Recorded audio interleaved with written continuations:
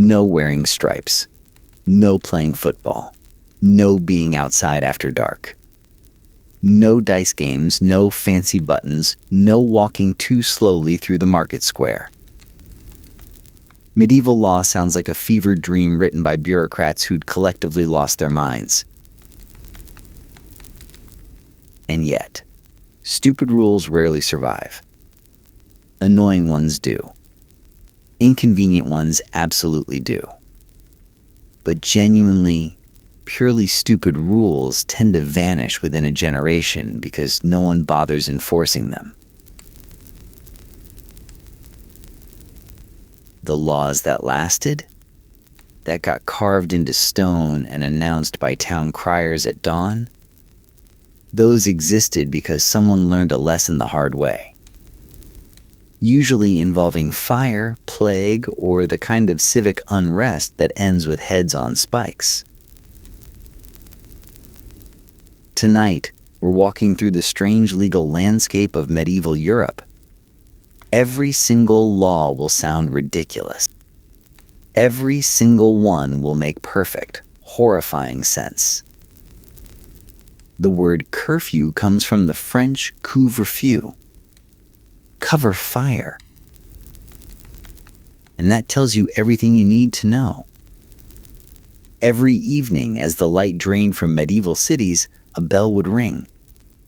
In some towns it was 8 o'clock, in others 9. The exact time varied, but the message was universal. Put out your fires. Cover your hearths. Stop whatever you're doing that involves flames. And then, in many places, stay inside. Now, the modern instinct is to read this as oppression. A government telling citizens when they can and can't be on their own streets, controlling movement, enforcing obedience through the threat of fines or worse. And there's a kernel of truth there. Curfews could absolutely be used for social control, particularly against minorities, travelers, and anyone the authorities found inconvenient. But the primary purpose? The boring, practical, life-saving purpose? Fire. Medieval cities were built from wood, thatch, pitch, and optimism. Houses shared walls. Streets were narrow. Roofs touched. A single candle knocked over by a cat could, within an hour, become a neighborhood-consuming inferno. And once it started, there was essentially nothing to do but watch it burn and try to create fire breaks by tearing down buildings in its path. This wasn't theoretical. This was routine. London burned in 1087, 1135, 1212, and of course the legendary Great Fire of 1666. But London was hardly unique. Rouen burned in 1200. Lubeck burned in 1276. Hamburg burned so many times its citizens probably stopped counting. The medieval European city was, structurally speaking, a fire waiting to happen. The curfew bell wasn't about controlling people. It was about controlling flames. When everyone covers their fire at the same time, when everyone stops cooking and smithing and candle making at roughly the same hour, when everyone goes to bed before the wine-addled stumbling phase of the evening begins, the city is dramatically less likely to burn down overnight. The staying inside part served the same purpose. Not because walking was dangerous, though it often was, but because the people most likely to knock over candles, start cooking fires, or otherwise engage in flame-adjacent activities were people who were awake and moving around. Get everyone indoors, get everyone horizontal, and you've removed most of the variables. Was it perfect? Of course not. Fires still happened. But the curfew bell was statistical risk reduction centuries before anyone had the vocabulary for it. It was public health policy dressed in the language of municipal order. The night watch that enforced curfew wasn't hunting for criminals, primarily. They were hunting for light. For that telltale flicker in a window that shouldn't be there. For smoke where smoke shouldn't be. Their job was to catch fires before they spread, and to catch people before they started them. You couldn't be outside after dark because outside, you might see something that needed doing. You might start a forge fire to finish a job. You might light a torch to find your way home. You might carry a candle through a street of wooden buildings. And all it took was one. The next time someone complains about fire codes, about smoke detectors, about building regulations that seem like bureaucratic overkill, remember the curfew bell. Remember that every one of those rules exists because at some point, a city burned. Let's talk about bread. In the medieval diet, bread wasn't a side dish. It wasn't an appetizer, an accompaniment, or a vehicle for butter. Bread was the meal. For the overwhelming majority of the population, bread represented somewhere between 50 and 70% of daily calories. The average English peasant consumed about 2 pounds of bread per day. Every day. Forever. Which means that if something went wrong with the bread, something went wrong with everything. And things went wrong with bread constantly. The problem started at the mill. Flour was expensive, and millers operated on margins. The temptation to stretch flour with cheaper additives was overwhelming. Chalk was popular, white, powdery, visually indistinguishable from flour. So was ground bone. So, in desperate times, was sawdust, ground bark, and various mineral compounds that technically filled the stomach while doing unspeakable things to the digestive system. But the real danger wasn't the stretching agents. The real danger was ergot. Ergot is a fungus that grows on grain, particularly rye. It produces alkaloids that, when consumed, cause a condition medieval people called ignis sacer, holy fire, or St. Anthony's fire. The symptoms included burning sensations in the limbs, convulsions, hallucinations, gangrene, and death. Entire villages would be struck simultaneously, writhing and screaming, convinced they'd been cursed. They hadn't been cursed. They'd eaten bread. The fungus was invisible once the grain was milled. A contaminated field could produce flour that looked, smelled, and tasted perfectly normal. The baker might not know. The customer certainly wouldn't know. Not until the limbs started tingling. Not until the vision started. This is why medieval cities employed bread inspectors, known as assizers. And this is why those inspectors had the authority to break loaves in half, examine the interior, assess the weight, and fine or imprison bakers who failed to meet standards.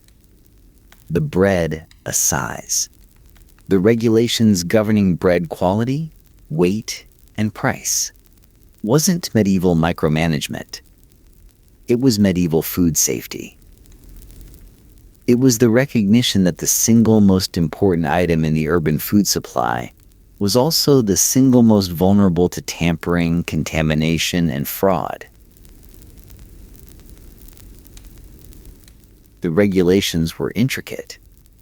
Bread had to be a specific weight for a specific price, with the weight adjusted as grain prices fluctuated.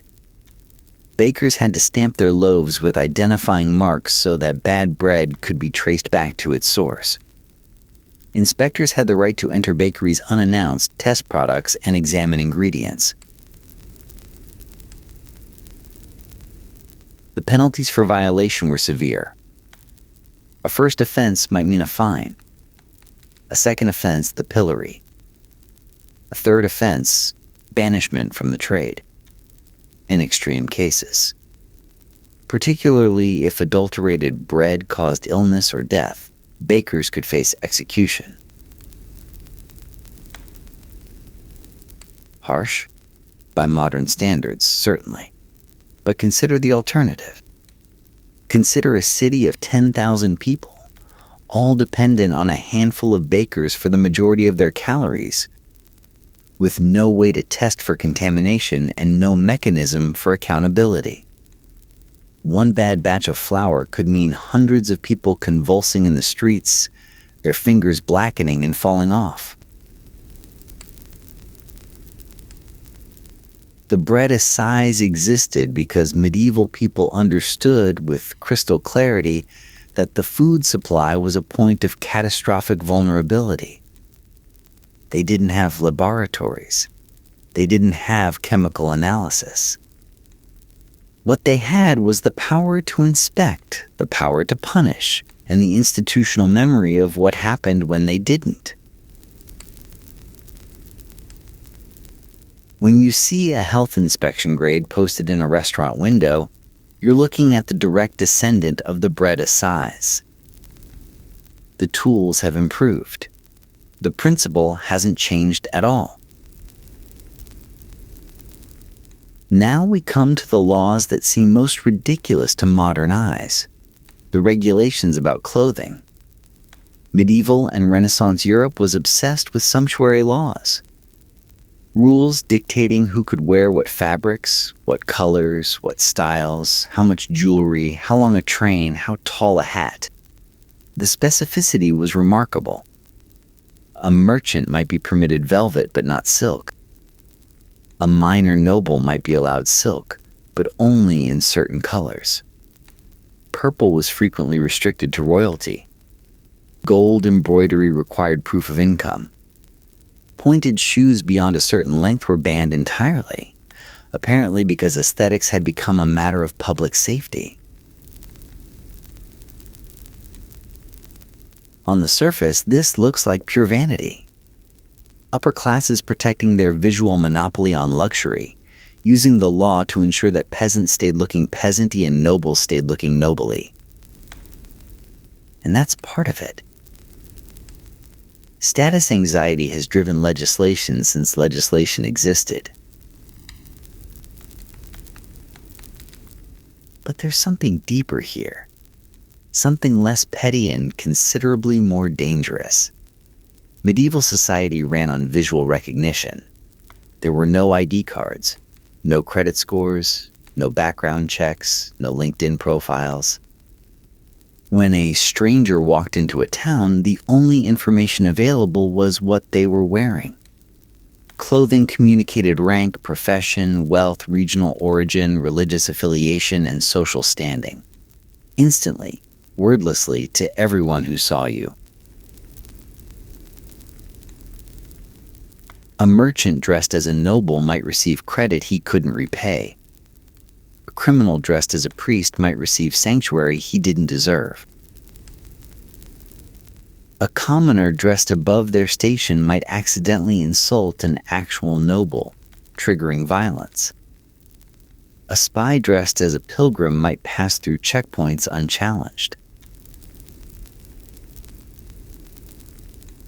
The sumptuary laws weren't about controlling fashion. They were about controlling information. They were medieval society's attempt to ensure that what you saw was what you got. That the visual signals people broadcast matched the underlying reality. This matters more than you might think. Medieval cities operated on trust networks. Without reliable identity verification, commerce depended on recognizing people by their dress. A fur-trimmed robe meant the wearer could be trusted with large transactions. A wool cap meant they couldn't. The system was crude, but it worked, as long as everyone followed the rules. When people dressed above their station, they weren't just committing a fashion crime. They were committing a kind of fraud. They were sending false signals to a system that had no other signals to rely on. And then there was the violence problem. Class resentment in medieval Europe was not abstract. It was not theoretical. It was a constant simmering pressure that occasionally exploded into rebellion, riot, and massacre. The Peasants' Revolt of 1381 in England. The Jacquerie in France. Countless smaller uprisings, food riots, and urban conflicts. One of the triggers for this violence: visible inequality. The rage of seeing nobility parade in silk while workers starved. The insult of watching wealth flaunt itself. The sumptuary laws served, in part, as a pressure valve. By restricting ostentatious display, they limited the visible gap between rich and poor. Not the actual gap, that remained as vast as ever, but the visible one. The one that made people angry enough to burn things down. A noble who couldn't wear purple wasn't being oppressed. They were being told that maybe, possibly, rubbing everyone's face in your wealth during a famine year wasn't the wisest political strategy. Did it work? Imperfectly. The laws were constantly violated, constantly reissued, constantly modified. But their very persistence suggests they served a purpose that kept getting rediscovered. Every generation seems to have concluded, independently, that visual class markers needed regulation. Today, we don't have sumptuary laws. We have dress codes, school uniforms, professional attire expectations, and unwritten rules about what you can and can't wear to certain venues. The mechanisms have softened, but the underlying logic persists. What you wear communicates who you are, and that communication has consequences. In 1314, King Edward II of England banned football. Not because he was a tyrant, not because he hated fun, but because he needed archers and his subjects kept breaking their legs. Medieval football bore approximately no resemblance to the sport we know today. There were no defined teams, no fixed number of players, no field boundaries, and essentially no rules beyond get the ball to the other end of town. A match might involve hundreds of participants. It might cover miles of terrain. It might last for days. And it was spectacularly violent. Injuries were expected. Deaths were not uncommon. Property damage was guaranteed. The ball might be a pig's bladder, a leather sphere, or, in some accounts, the head of a defeated enemy, though that last claim has the distinct aroma of legend rather than fact. The game was typically played on feast days and holidays when the working population had time off, which meant that on the precise days when young men should have been resting, recovering, or practicing the military skills the kingdom desperately needed, they were instead sprinting through muddy streets, crashing into walls, and snapping limbs with abandon. Edward Teddy didn't ban football because he objected to recreation. He banned it because England was at war with Scotland and he needed his peasantry to be capable of drawing a longbow. The longbow was the medieval machine gun. a weapon that could punch through armor at 200 yards and could be fired 10 to 12 times per minute by a skilled archer. But skill required practice, constant practice, years of practice. The draw weight of a warbow was so extreme that skeletons of English archers showed distinctive bone deformations from the physical demands. Young men who spent their holidays playing football were not spending those holidays at the archery butts. Worse, young men who broke arms playing football were permanently disqualified from archery service. The ban wasn't about the game. It was about the opportunity cost.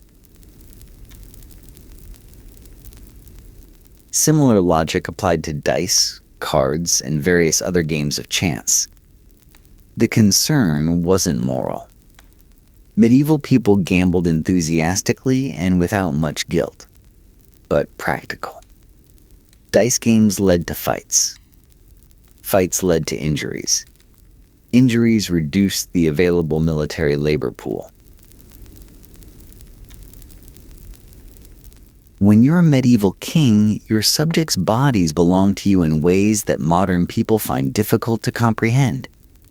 A peasant's arms were potential bow-drawing assets. A peasant's legs were potential marching capability. A peasant's continued health represented tactical value. Laws against certain recreations weren't killjoy bureaucracy. They were military resource management. The crown was protecting its investments. Modern parallels. Workers' compensation regulations that restrict dangerous activities. Insurance policies that void coverage for extreme sports. Employer contracts that prohibit skydiving. We've just outsourced the enforcement to financial consequences rather than royal decree. Medieval cities were loud. Not loud in the way modern cities are loud. Not the drone of traffic and air conditioning and electrical hum. Medieval loud was organic, irregular, and directly connected to survival. Blacksmiths hammering at dawn. Street vendors screaming their wares. Pigs being slaughtered in the street. Coopers banging barrels. The general cacophony of thousands of people conducting business in tight quarters without any concept of noise ordinances. Except actually, there were noise ordinances. And they were strict. Night noise, in particular, was heavily regulated. The same curfew bells that told you to cover your fire also told you to shut up. Noise after dark was not merely annoying, it was dangerous. The reasoning went like this. If everyone is quiet at night, unusual sounds become audible. The crackle of a fire starting, the footsteps of a burglar, the cries of someone in distress. The watchmen patrolling the streets could only do their job if they could hear what was happening. Noise after curfew wasn't a violation of public peace in some abstract sense.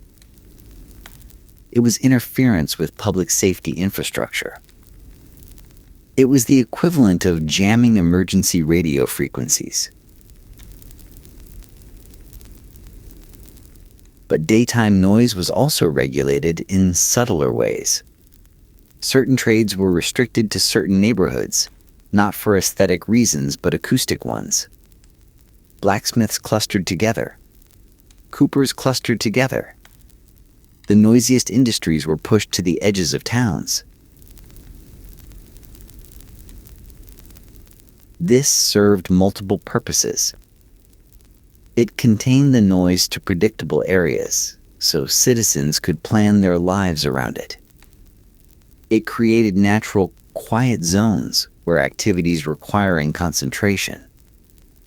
Legal work, scholarly study, commerce negotiation could occur. And it made the noise itself meaningful. If you heard hammering from the blacksmith quarter, that was normal.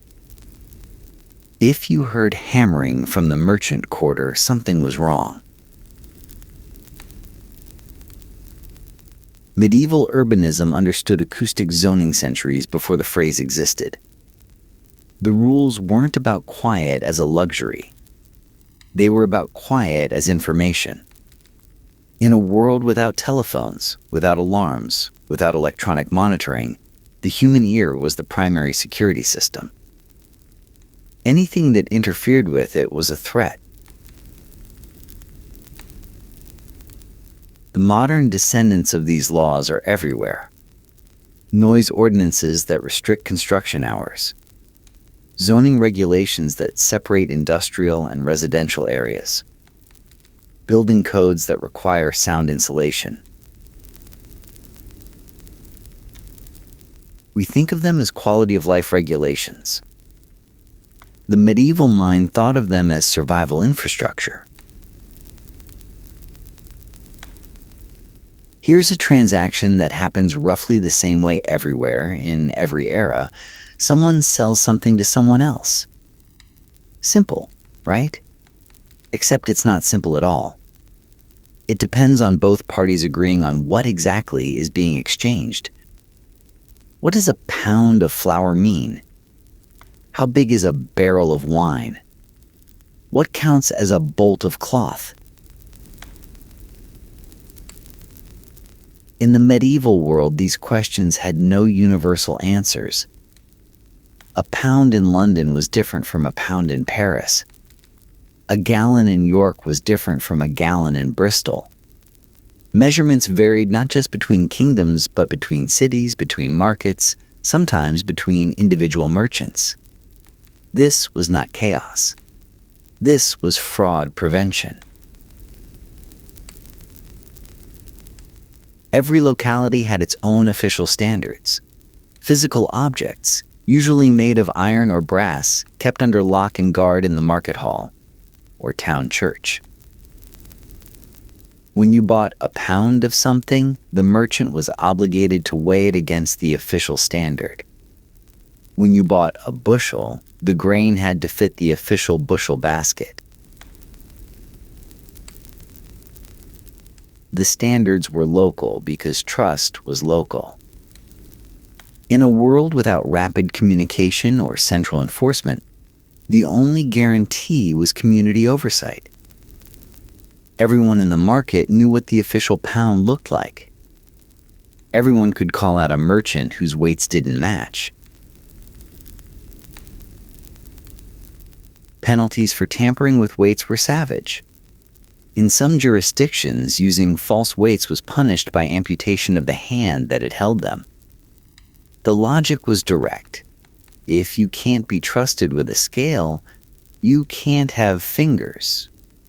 The punishment was also a permanent advertisement, a walking billboard informing everyone that this person had been caught cheating. But the real innovation wasn't the punishment. It was the public verification. Weights and measures were inspected publicly, at regular intervals, by officials whose job was specifically to ensure compliance. Markets operated under continuous surveillance. The scales used by merchants were tested against the official standards in front of witnesses. Any discrepancy was grounds for immediate seizure and penalty. This created an interesting dynamic.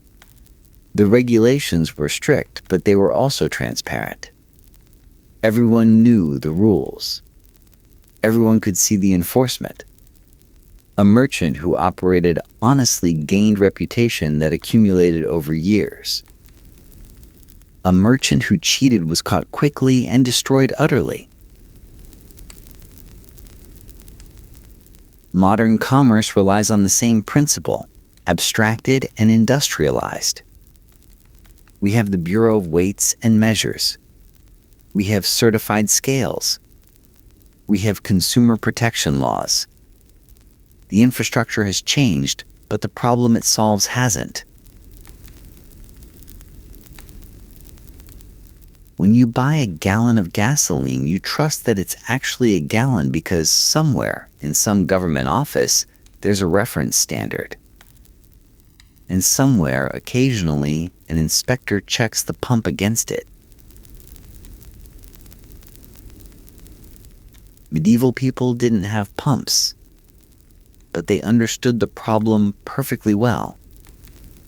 And their solution: public standards, regular inspections, severe penalties, community surveillance, worked well enough to sustain commerce for centuries. The next time you see a certified weights and measures sticker on a gas pump, you're looking at the medieval market inspector's direct descendant. Same job, better uniform. Medieval towns had a complicated relationship with outsiders. On one hand, commerce required them. Merchants from distant lands brought goods that couldn't be produced locally. Spices, silk, exotic metals, information. Markets thrived on the mixing of populations. Cities grew by attracting newcomers. On the other hand, strangers were terrifying. Not terrifying in any metaphorical sense. Actually, literally terrifying. A stranger was someone with no local bonds, no local reputation, no local accountability. A stranger who committed a crime could vanish into the night and never be found. A stranger who defaulted on a debt could simply leave. A stranger who carried disease might infect an entire community before anyone knew what was happening. Medieval towns responded to this fear with a dense web of regulations governing non-residents. Strangers couldn't simply enter a city and start doing business. They had to register, often at the gates, declaring their name, origin, and purpose. They had to find a local citizen willing to vouch for them, a host who would be held responsible if the stranger misbehaved. They could only trade in designated areas during designated hours under official supervision.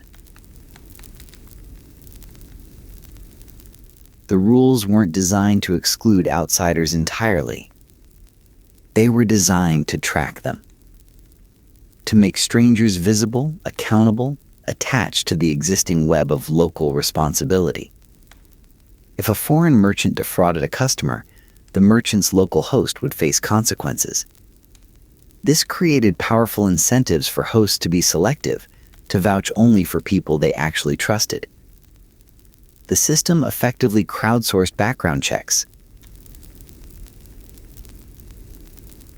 Stranger regulations also served public health functions. In times of plague or rumored plague, cities could close their gates entirely to travelers from affected regions. The registration systems at the gates provided early warning. If visitors from a particular city suddenly stopped arriving, that was information worth having. Some of these regulations were discriminatory in ways that remained deeply uncomfortable. Jews, in particular, faced severe restrictions in most European cities, confined to specific neighborhoods, forbidden from certain trades, required to wear identifying markers. These rules blended genuine fear of the unknown with religious prejudice, economic protectionism, and scapegoating. The stranger problem was real, but the solutions were often shot through with bigotry.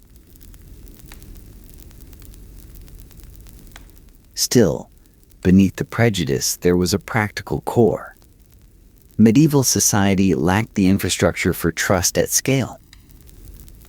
You couldn't verify someone's identity. You couldn't check their references. You couldn't run a background check. The only tool available was social embedding, forcing strangers to become, functionally, less strange by attaching them to known locals. Modern equivalents are everywhere. Visa applications require sponsors. Business contracts require references. Airbnb requires verified reviews. We've digitized the process, but we haven't eliminated the underlying problem. How do you trust someone you don't know? The medieval answer was the same as ours. You make someone who does know them put their reputation on the line. Taverns were essential infrastructure. Not just socially, though they were certainly that. Taverns were where deals were struck, news was shared, travelers found lodging, and the working population obtained one of their few reliable sources of calories that wasn't bread. Ale, in particular, was a food group unto itself. But taverns were also terrifying.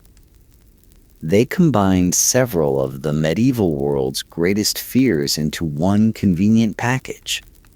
Fire from cooking and heating, strangers travelers passing through, alcohol judgment impairment, and crowds disease transmission and riot potential. A tavern was essentially a concentrated node of urban risk. So taverns were regulated with almost obsessive precision. Operating hours were strictly controlled. A tavern that stayed open too late was a fire hazard and a noise complaint. A tavern that served alcohol after curfew was actively undermining public safety. Penalties for after-hours service could be severe: fines, closure, imprisonment. But the regulations went far beyond hours. Tavern keepers were required to know their customers. Not in the friendly, small-town sense. In the legal, accountability sense. If a crime was committed by someone who'd been drinking at your establishment, you might be held responsible. If a stranger caused trouble, you'd be asked why you served them without a local voucher. This created a curious dual role for tavern keepers. They were hosts, but they were also surveillance nodes. They were expected to report suspicious behavior, to refuse service to troublemakers, to maintain order not just for business reasons, but as a civic duty. The rules about what could be served were equally detailed. Ale had to meet quality standards, much like bread. Watered-down ale or ale made with spoiled ingredients could result in penalties similar to those faced by dishonest bakers. The alcohol content of small beer, the weak stuff served to children and workers, was effectively regulated by tradition and expectation. Games of chance were frequently banned in taverns or restricted to certain days or limited to certain stakes. Not because gambling was immoral, but because gambling led to fights, and fights in taverns led to fires, injuries, and civil disorder. Even the furniture was regulated in some places. Benches had to be a certain distance from the hearth. Exits had to be unobstructed. The physical layout of the space was subject to inspection. The medieval tavern wasn't a private business in the modern sense. It was a quasi-public institution, licensed and monitored and expected to serve social functions beyond mere profit. The tavern keeper was part bartender, part innkeeper, part police informant, part fire marshal. Modern bar licenses carry echoes of these medieval regulations. The hours restrictions, the liability for overserving, the inspections, the requirement to maintain order. We've formalized and softened the rules, but the underlying logic, that places where people drink require special oversight, remains unchanged. The next time you see a last call announcement, you're hearing the distant echo of the curfew bell.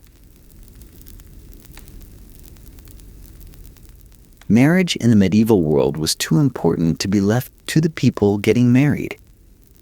This sounds cruel to modern ears, but consider the stakes. Marriage transferred property. Marriage created alliances. Marriage determined inheritance. Marriage affected not just two individuals, but entire family networks, economic relationships, and sometimes political arrangements. Unregulated marriage was chaos. And so marriage was regulated heavily by both church and state. The church required bans. Public announcements of intended marriage read aloud in church on 3 consecutive Sundays before the wedding could occur. The purpose wasn't religious, primarily. It was informational. The bans gave the community time to object. Time to reveal that the groom was already married. Time to point out that the bride was actually the groom's cousin.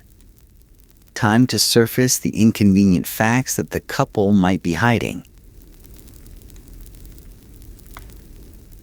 Marriage without bans was technically possible but legally suspect. A couple who married in secret might find their union challenged, their children declared illegitimate, their property claims invalidated. Civil authorities added their own requirements. In many places, marriage required approval from the lord of the manor, particularly for serfs. The lord had legitimate interests. He needed to know who lived on his land, who owed him labor, who would inherit the tenancy. A marriage that disrupted these arrangements was his business. Parents had formal veto power over the marriages of their children. This wasn't mere tradition. It was law. A marriage contracted without parental consent could be annulled, and the property arrangements dissolved. Even the wedding itself was regulated. Witnesses were required. Records were kept. The ceremony had to occur in specific locations, at specific times, following specific procedures. Informal unions, what we might call common law marriage, had limited legal standing. All of this seems oppressive, and in many ways it was. Individual choice was subordinated to family interest, community oversight, and institutional control. But consider what the regulations prevented: bigamy, fraud, coerced marriages conducted in secret, predatory older men marrying young women whose families didn't know, inheritance disputes that could tear families apart for generations.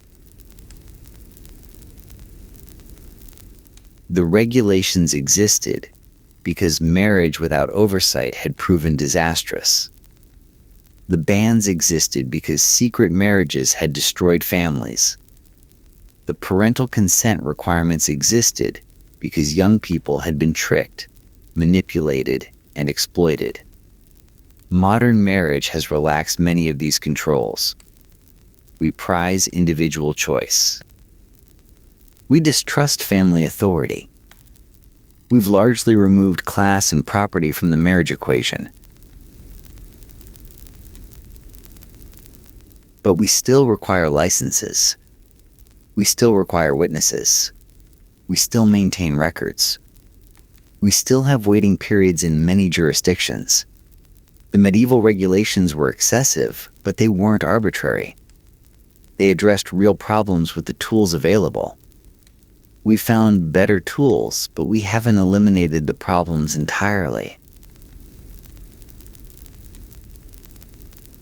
If you wanted to make shoes in a medieval city, you couldn't just make shoes.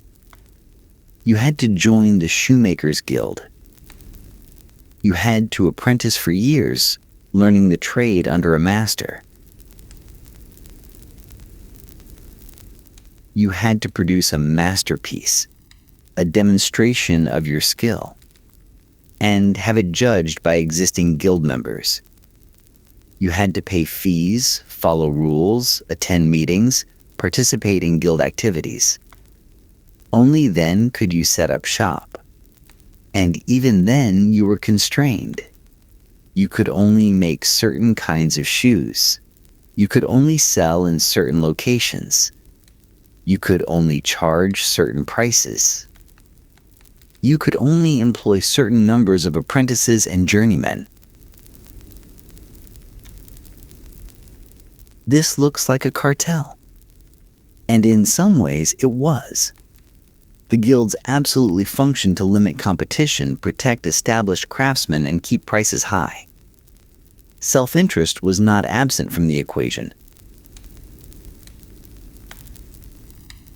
But the guilds also performed functions that modern people take for granted. Quality control. When you bought shoes from a guild member, you knew they'd been trained. You knew their work had been inspected. You knew that if the shoes fell apart, you could complain to the guild and expect redress. The guild's reputation was tied to every member's work. Consumer protection. Guilds adjudicated disputes. They set standards. They enforced warranties. A craftsman who produced shoddy work damaged not just his own reputation, but the guild's. And the guild had both the incentive and the power to punish him.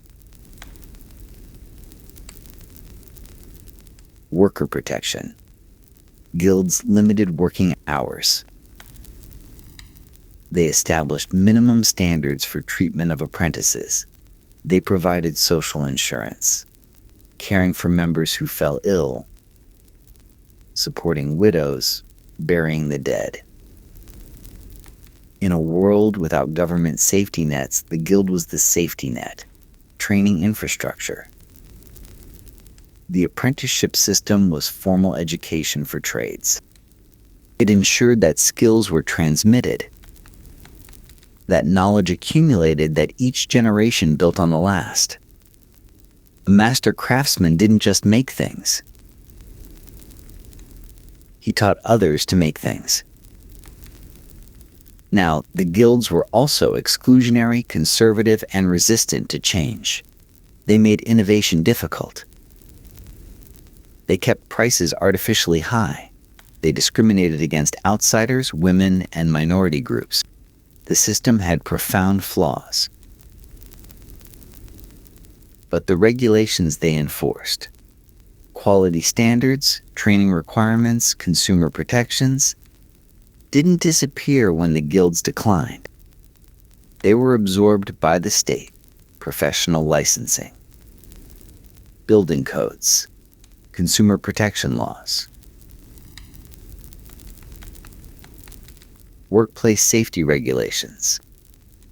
When you hire a licensed electrician, you're relying on the same basic logic that governed medieval guilds. Someone has verified that this person knows what they're doing, and if they don't, there's a mechanism for accountability.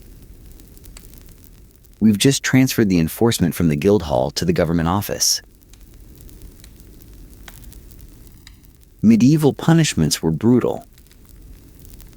Public flogging, branding, mutilation, the stocks and the pillory, execution by methods designed to maximize suffering. These weren't aberrations. They were the standard toolkit of medieval justice.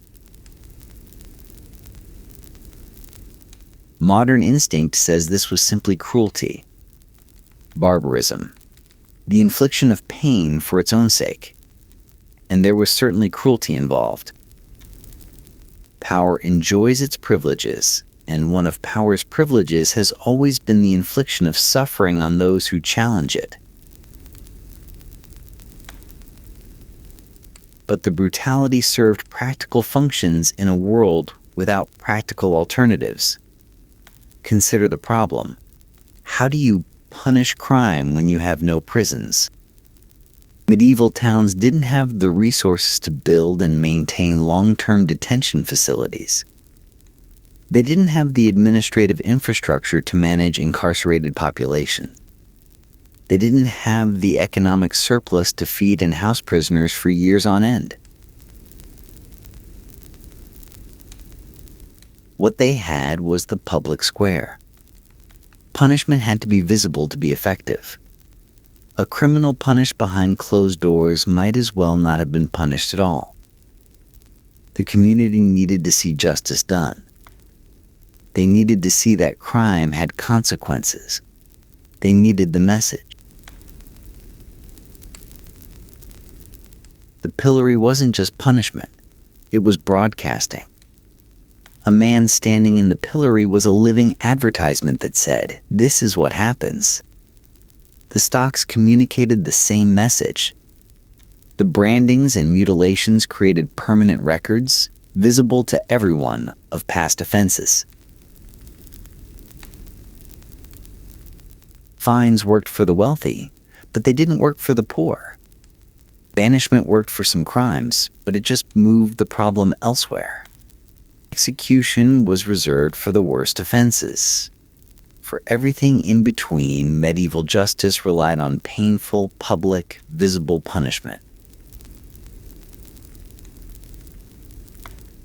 The logic, cold as it was, went like this. If we can't imprison you, and we can't fine you, and we don't want to kill you, and we need the community to know you've been punished, then we hurt you where everyone can see.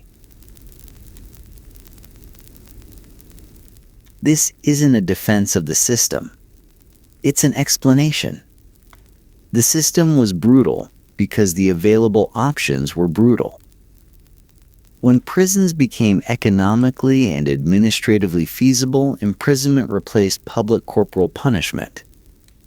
Not because people became more humane, necessarily, but because they gained access to better tools. The regulations governing punishment. Which crimes merited which punishments, how severe the flogging, how long in the pillory, weren't arbitrary. They were calibrated, adjusted over time, refined through practice. The system was awful, but it was systematic. Modern criminal justice struggles with the same underlying questions. How do you punish effectively? How do you deter future crime? How do you communicate to the community that justice has been done? We've found answers we consider more humane, but we haven't escaped the questions. We still live in the shadow of these laws. Not literally. The medieval statutes have long since been repealed, superseded, forgotten. But the fears that created them, the problems they solved, the logic underneath the absurdity, all of that persists. We still regulate fire, though we call it building codes. We still inspect food, though we call it health departments. We still control who can practice which professions, though we call it licensing. We still track strangers, though we call it visa systems and background checks. We still require public announcements before marriage, though we call it marriage licenses. We still zone cities by use, though we've added environmental impact assessments. We still regulate taverns, though we call them bars and require liability insurance. The rules have been refined, the enforcement has been professionalized, the cruelty has been mostly removed. But the underlying architecture of urban civilization, the recognition that dense populations require dense regulation, that freedom without structure is chaos, that someone has to inspect the bread, remains intact. The medieval mind wasn't irrational.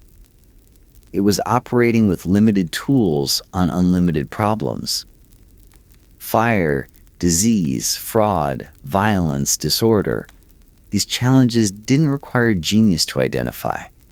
They required practical responses. And practical responses, accumulated over generations, became law. When modern people encounter regulations that seem pointless, the medieval experience suggests a question worth asking. What disaster does this prevent? What lesson was learned, and how? Not every regulation has a good answer. Some rules really are bureaucratic overgrowth, legacy requirements that outlived their purpose. But many, perhaps most, exist because someone, somewhere, suffered the consequences of their absence. The health inspector snapping loaves in half. The night watchman listening for flames. The guild master examining a journeyman's work. The gate guard checking a stranger's credentials. We've automated their jobs, digitized their records, distributed their functions across 1,000 agencies and algorithms. But we haven't eliminated the need for them. The curfew bell still rings.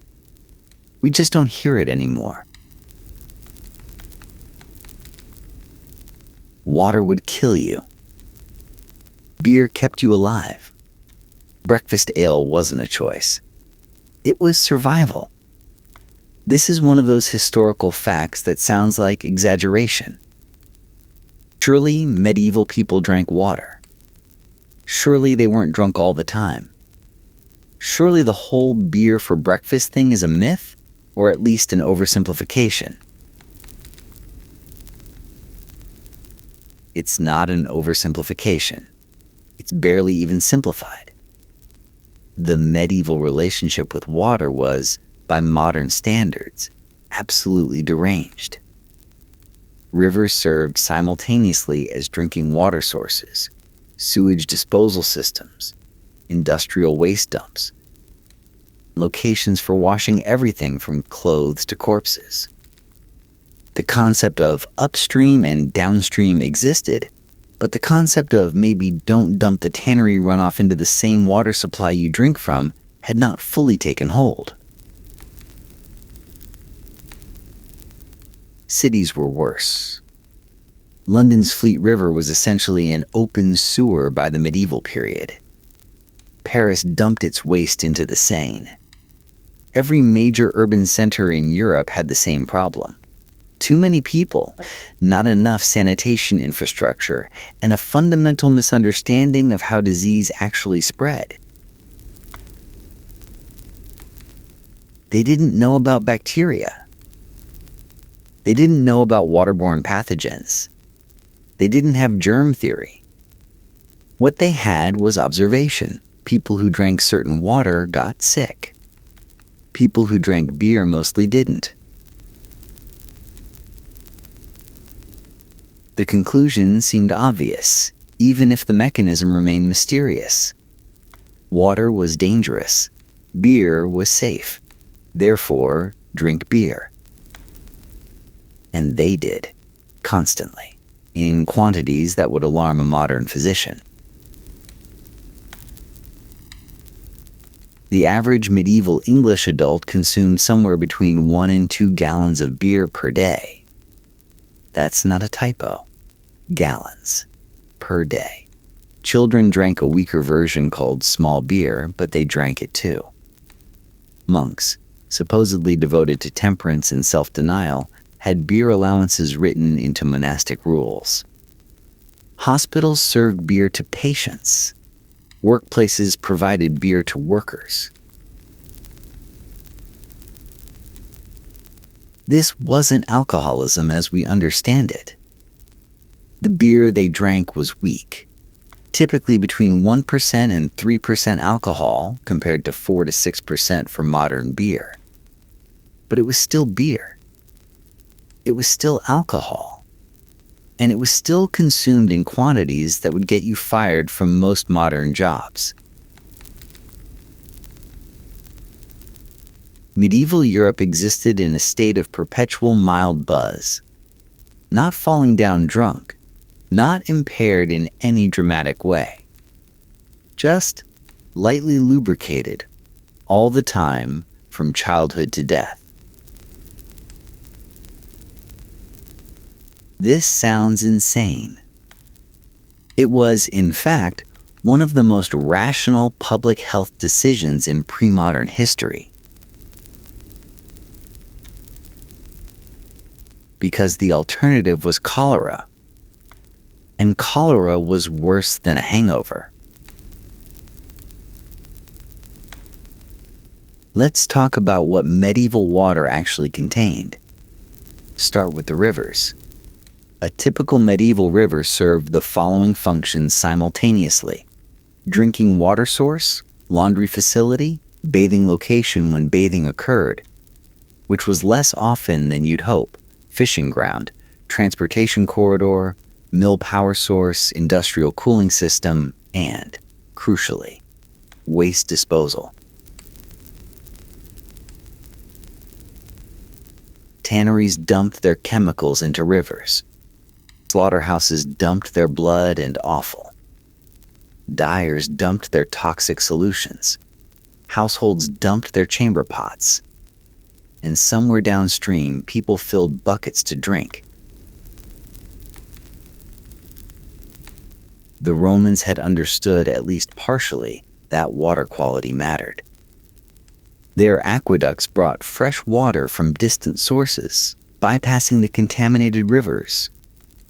But the aqueducts fell into disrepair after Rome's fall, and medieval Europe largely returned to local water sources. Local, contaminated water sources. Wells were theoretically better.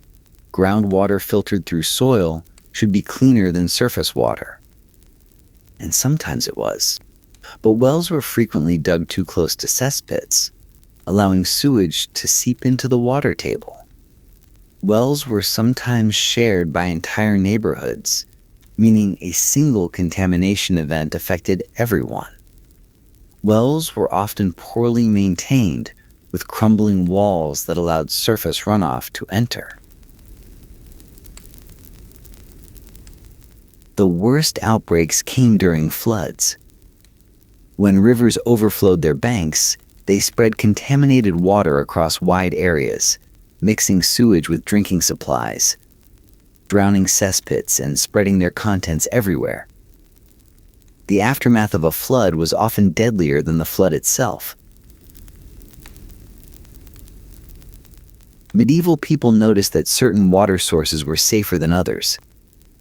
They developed preferences for springs, for fast-moving streams, for wells at certain locations.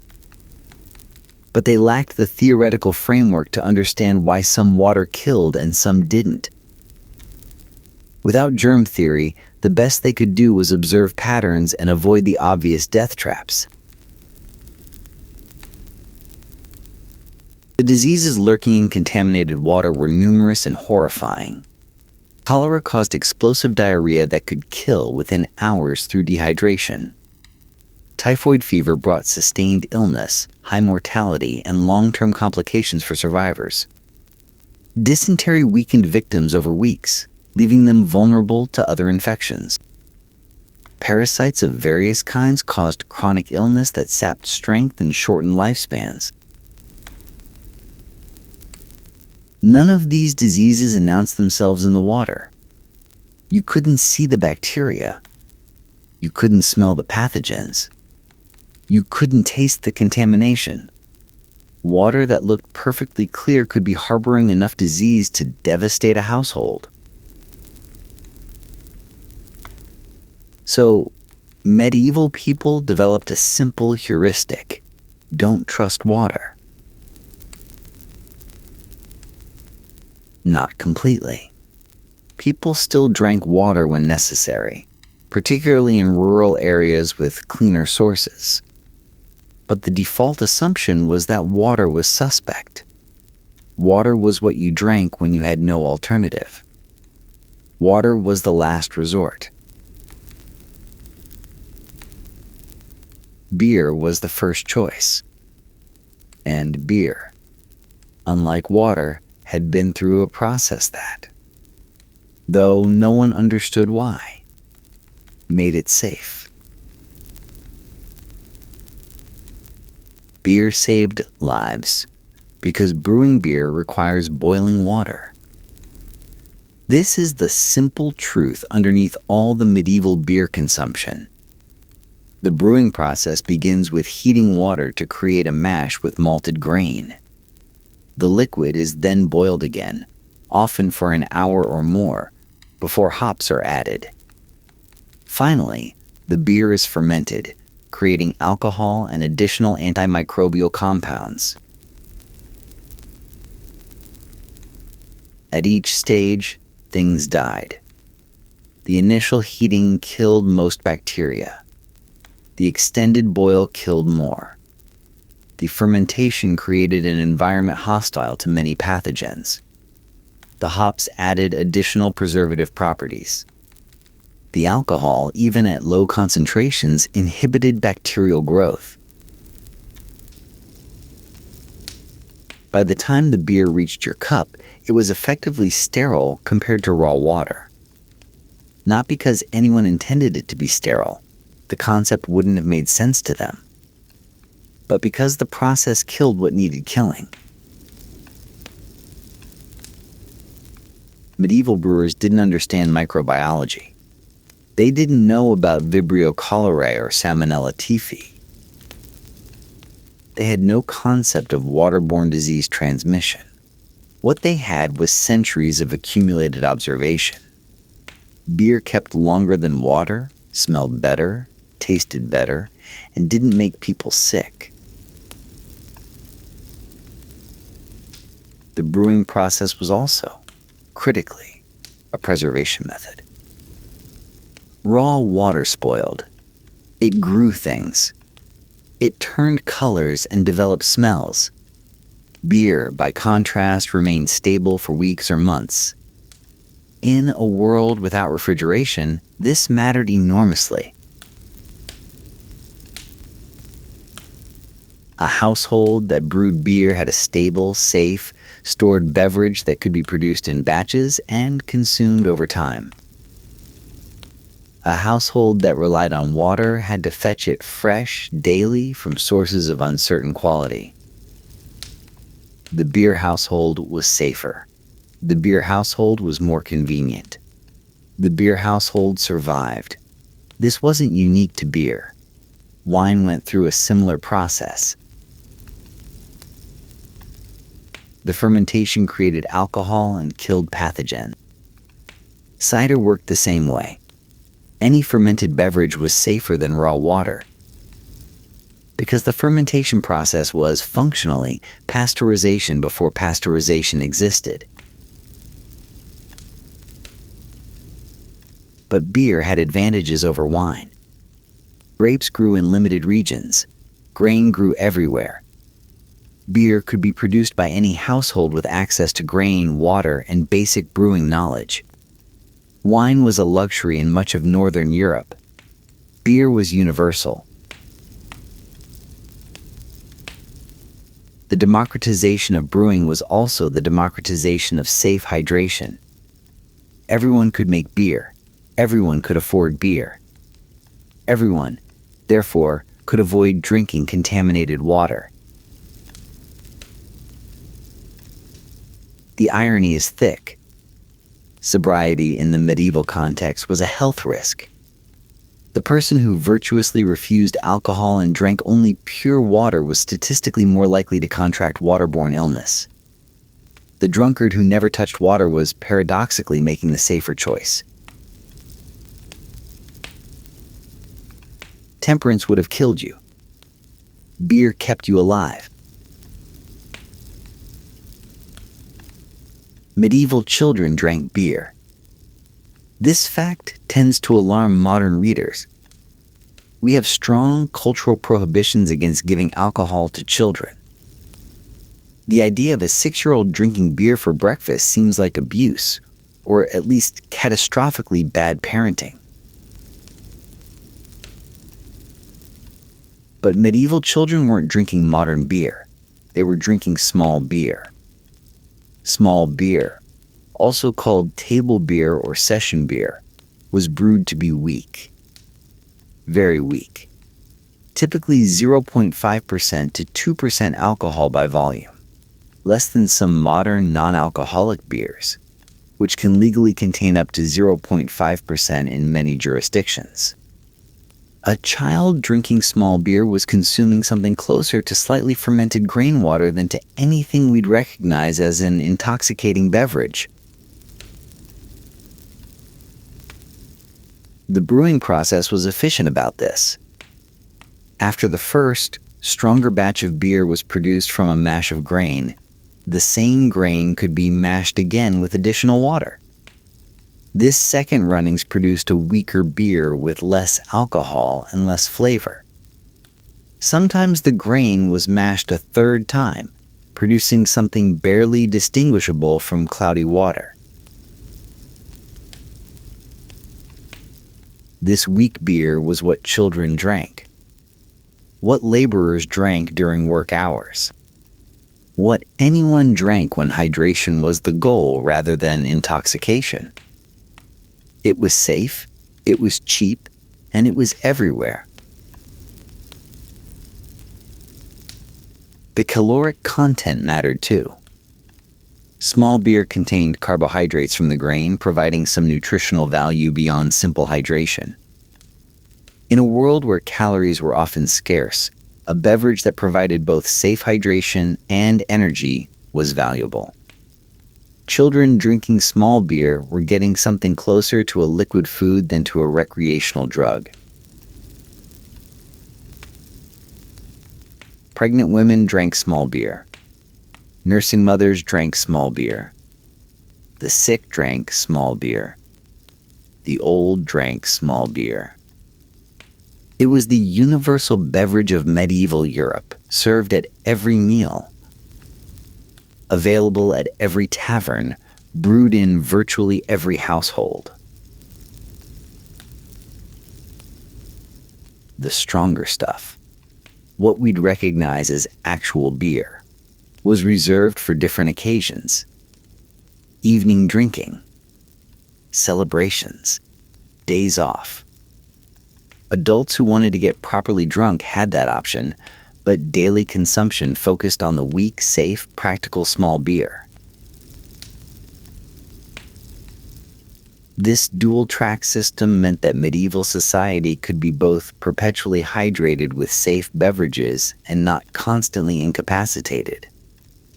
The small beer kept everyone alive. The strong beer kept everyone entertained. Modern observers sometimes imagine medieval people stumbling through life in alcoholic hazes. The reality was more nuanced.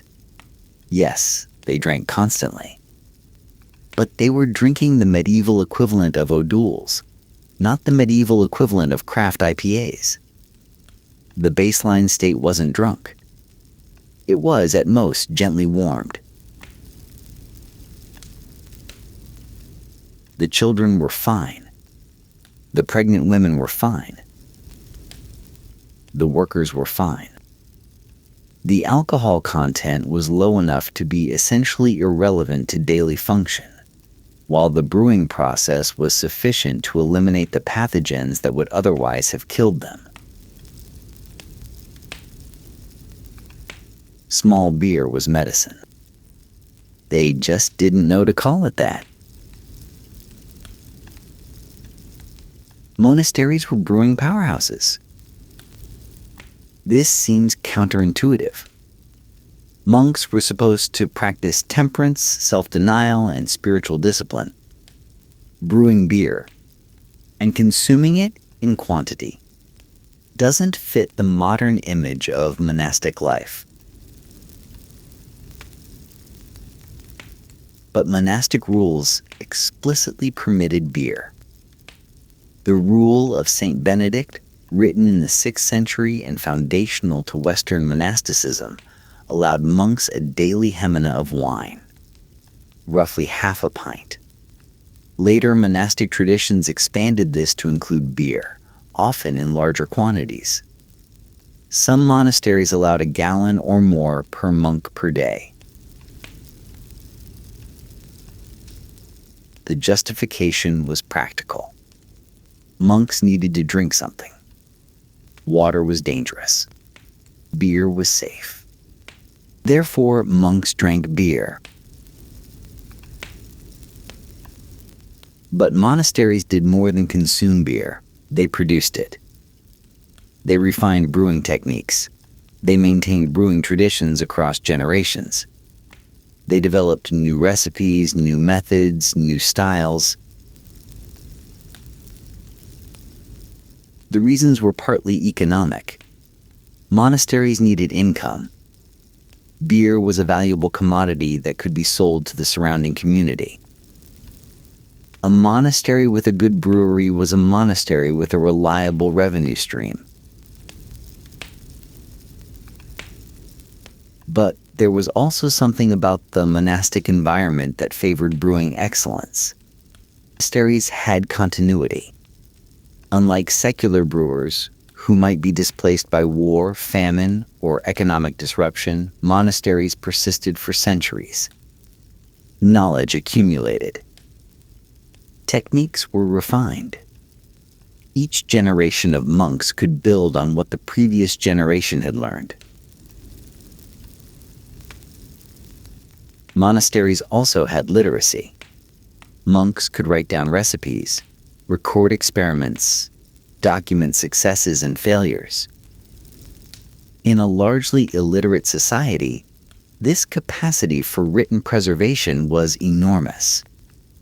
The brewing knowledge of a secular household might die with its brewer. The brewing knowledge of a monastery could be transmitted indefinitely. The Belgian Trappist tradition, still producing some of the world's most respected beers today, descends directly from medieval monastic brewing.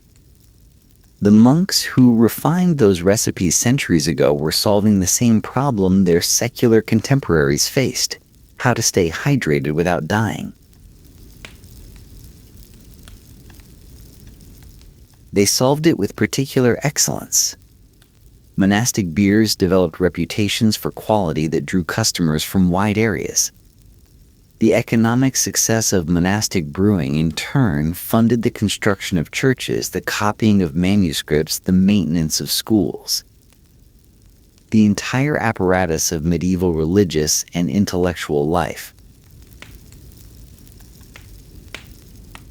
Beer built cathedrals, not directly.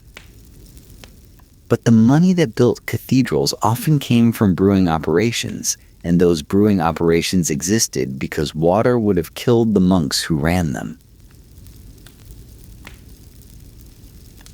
The spiritual and the practical intertwined completely. You cannot have a functioning monastery if your monks are dying of cholera. Therefore, you brew beer. The beer funds the monastery. The monastery preserves knowledge. The knowledge includes better brewing techniques. The cycle continues. Brewing was women's work. This fact surprises modern readers who associate beer production with men: brewmasters, craft beer bros, German monks. But throughout medieval Europe, brewing was predominantly a female occupation. The woman who brewed beer professionally was called an alewife, and she was a ubiquitous figure in medieval towns and villages. The reasons were practical. Brewing was domestic production. It happened in homes, using household equipment as an extension of household food production. Women managed households. Therefore, women brewed. The scale ranged from subsistence to commercial. A household might brew only enough for family consumption, or it might produce surplus for sale to neighbors. Successful alewives could turn brewing into substantial businesses, operating alehouses that served as informal community gathering places. The economics were attractive. Grain was cheap. The equipment was simple. The demand was constant. An alewife with a good recipe and a reliable customer base could earn meaningful income in an era when economic opportunities for women were limited. But the market was also competitive and regulated. Municipal authorities licensed brewers, inspected quality, and set prices. The assize of ale, similar to the bread regulations we discussed earlier, established standards for strength and price.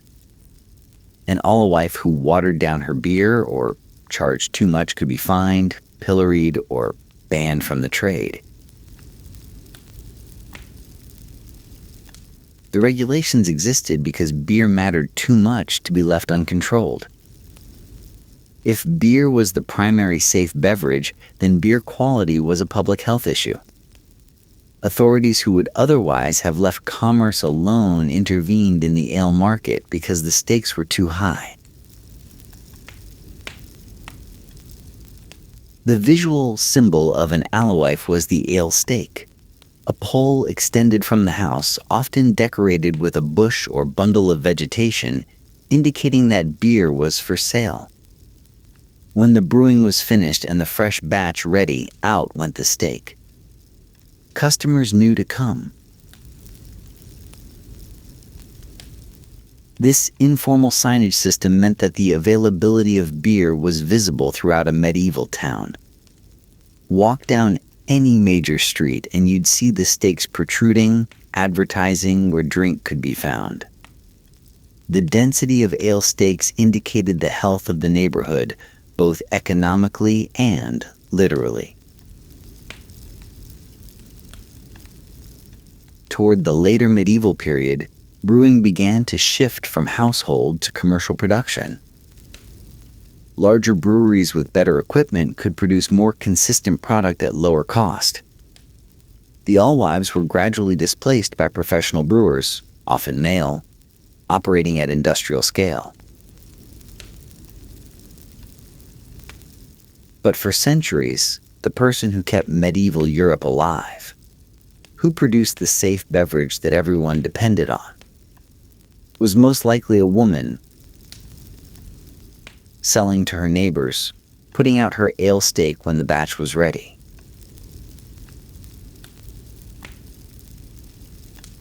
The survival of medieval civilization rested, to a surprising degree, on women with cauldrons. So here's what we've learned about medieval hydration. Water was contaminated, not sometimes, constantly, not in obvious ways, invisibly. The same rivers that provided drinking water received the sewage, industrial waste, and runoff of entire cities. Wells sat next to cesspits.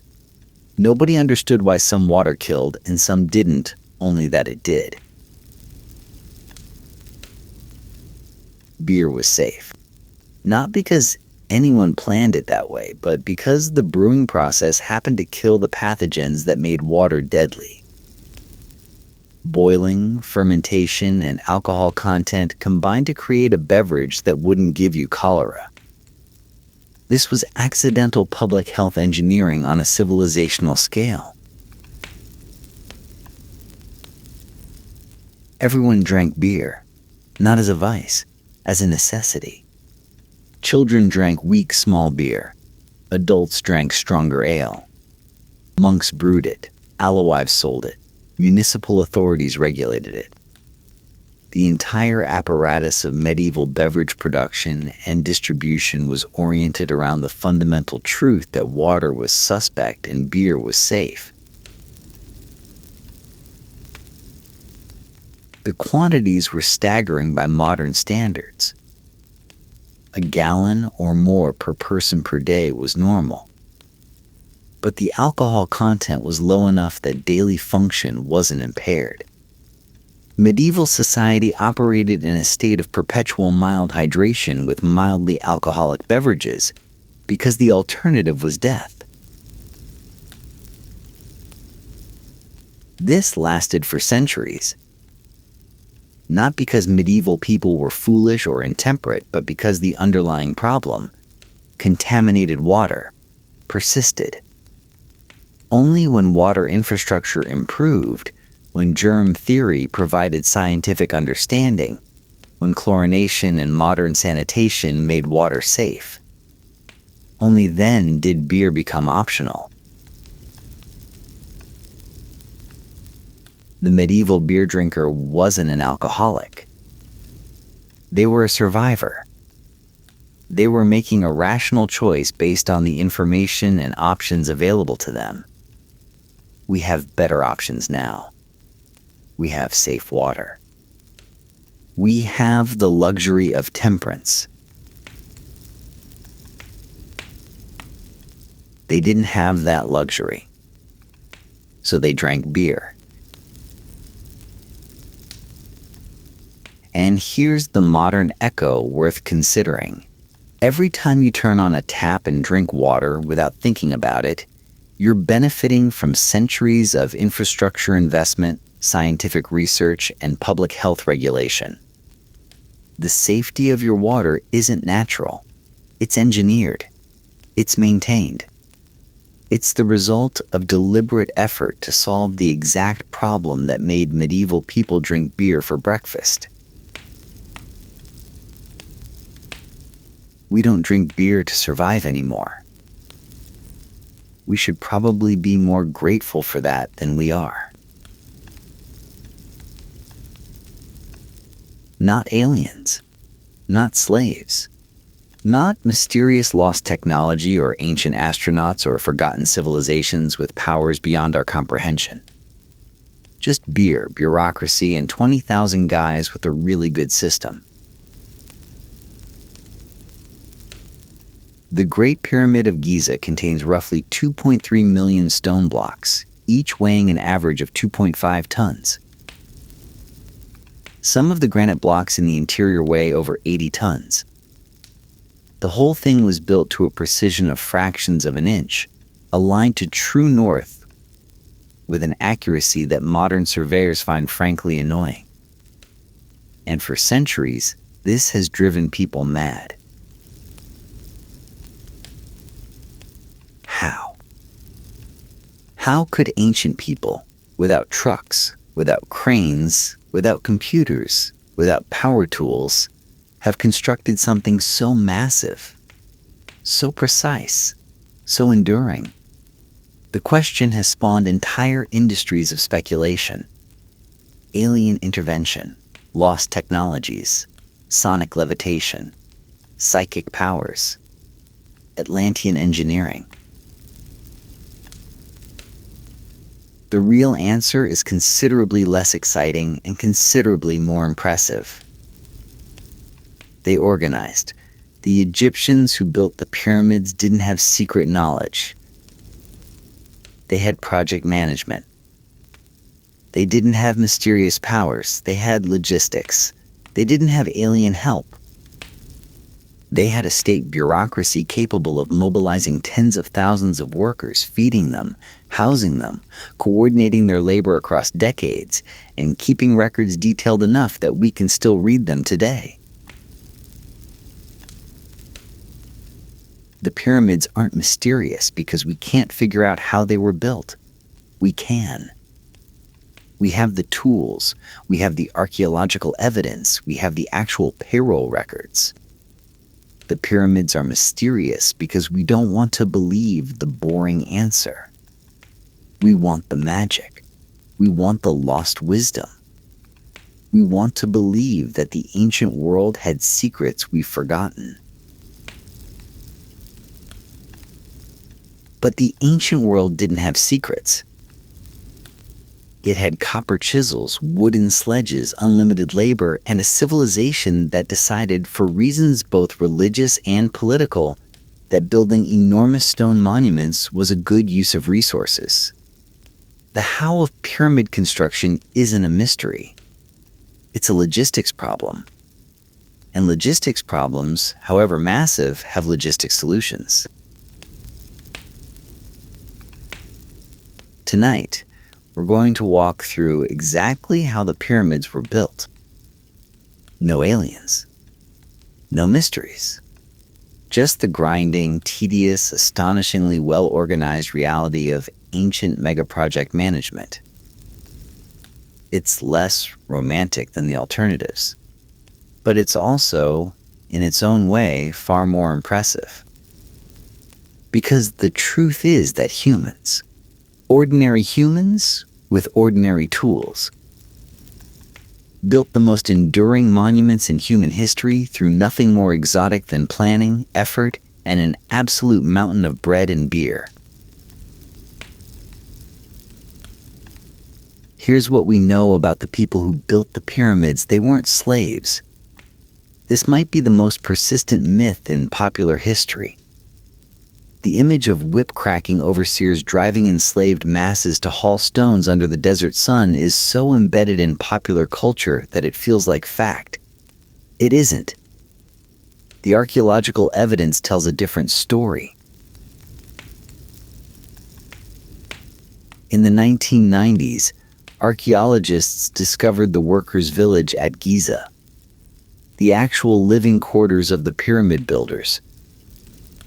What they found looked nothing like a slave camp. They found organized barracks, yes, but also bakeries, breweries, medical facilities, and cemeteries where workers were buried with care and grave goods. Slaves don't get grave goods.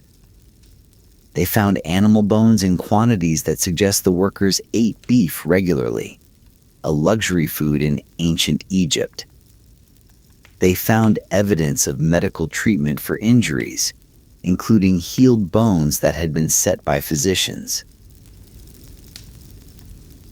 They found graffiti left by work gangs with names like Friends of Khufu and Drunkards of Menkora. Slaves don't name their work gangs.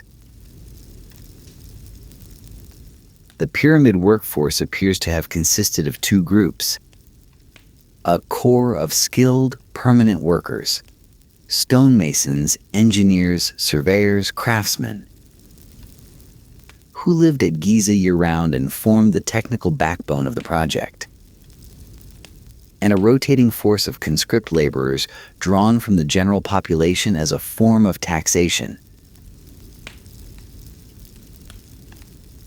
This conscript labor wasn't slavery.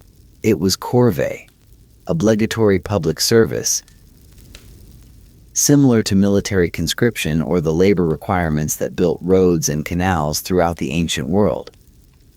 Farmers who couldn't work their fields during the Nile flood season were mobilized for pyramid construction. They served for a period, then returned home. The next year, a different group arrived. The scale was enormous. Estimates suggest 10 to 20,000 workers at peak construction, with thousands more involved in support roles. Baking bread, brewing beer, preparing food, maintaining tools, transporting supplies. The pyramid project was, in effect, a small city. And like any city, it required administration. We have fragments of the actual records. Papyrus documents detailing work assignments, supply deliveries, boat movements. One remarkable papyrus, discovered in 2013, appears to be the logbook of a team leader named Merer, who transported limestone blocks from quarries to Giza by boat. It records daily activities, routes, and cargo with the mundane precision of a modern shipping manifest. The pyramids weren't built by mysterious forces. They were built by a bureaucracy that tracked its workers, fed its workers, paid its workers, and kept records of all of it. The boring truth is that ancient Egypt had middle management. And middle management, given enough time and resources, can build anything. Before you can build a pyramid, you need stone. A lot of stone. More stone than any human being can easily conceptualize. The Great Pyramid required roughly 5.5 million tons of limestone, 8,000 tons of granite, and 500,000 tons of mortar. Getting this material to the construction site was arguably a bigger challenge than the actual building. Most of the limestone came from quarries at Giza itself. The plateau on which the pyramids sit is essentially a limestone formation, and the Egyptians carved their building material directly from the bedrock. This solved the transportation problem for the bulk of the stone. You didn't have to move it very far. But the fine white limestone that originally cased the pyramids came from Tura, across the Nile. The granite for the interior chambers came from Aswan, over 500 miles to the south.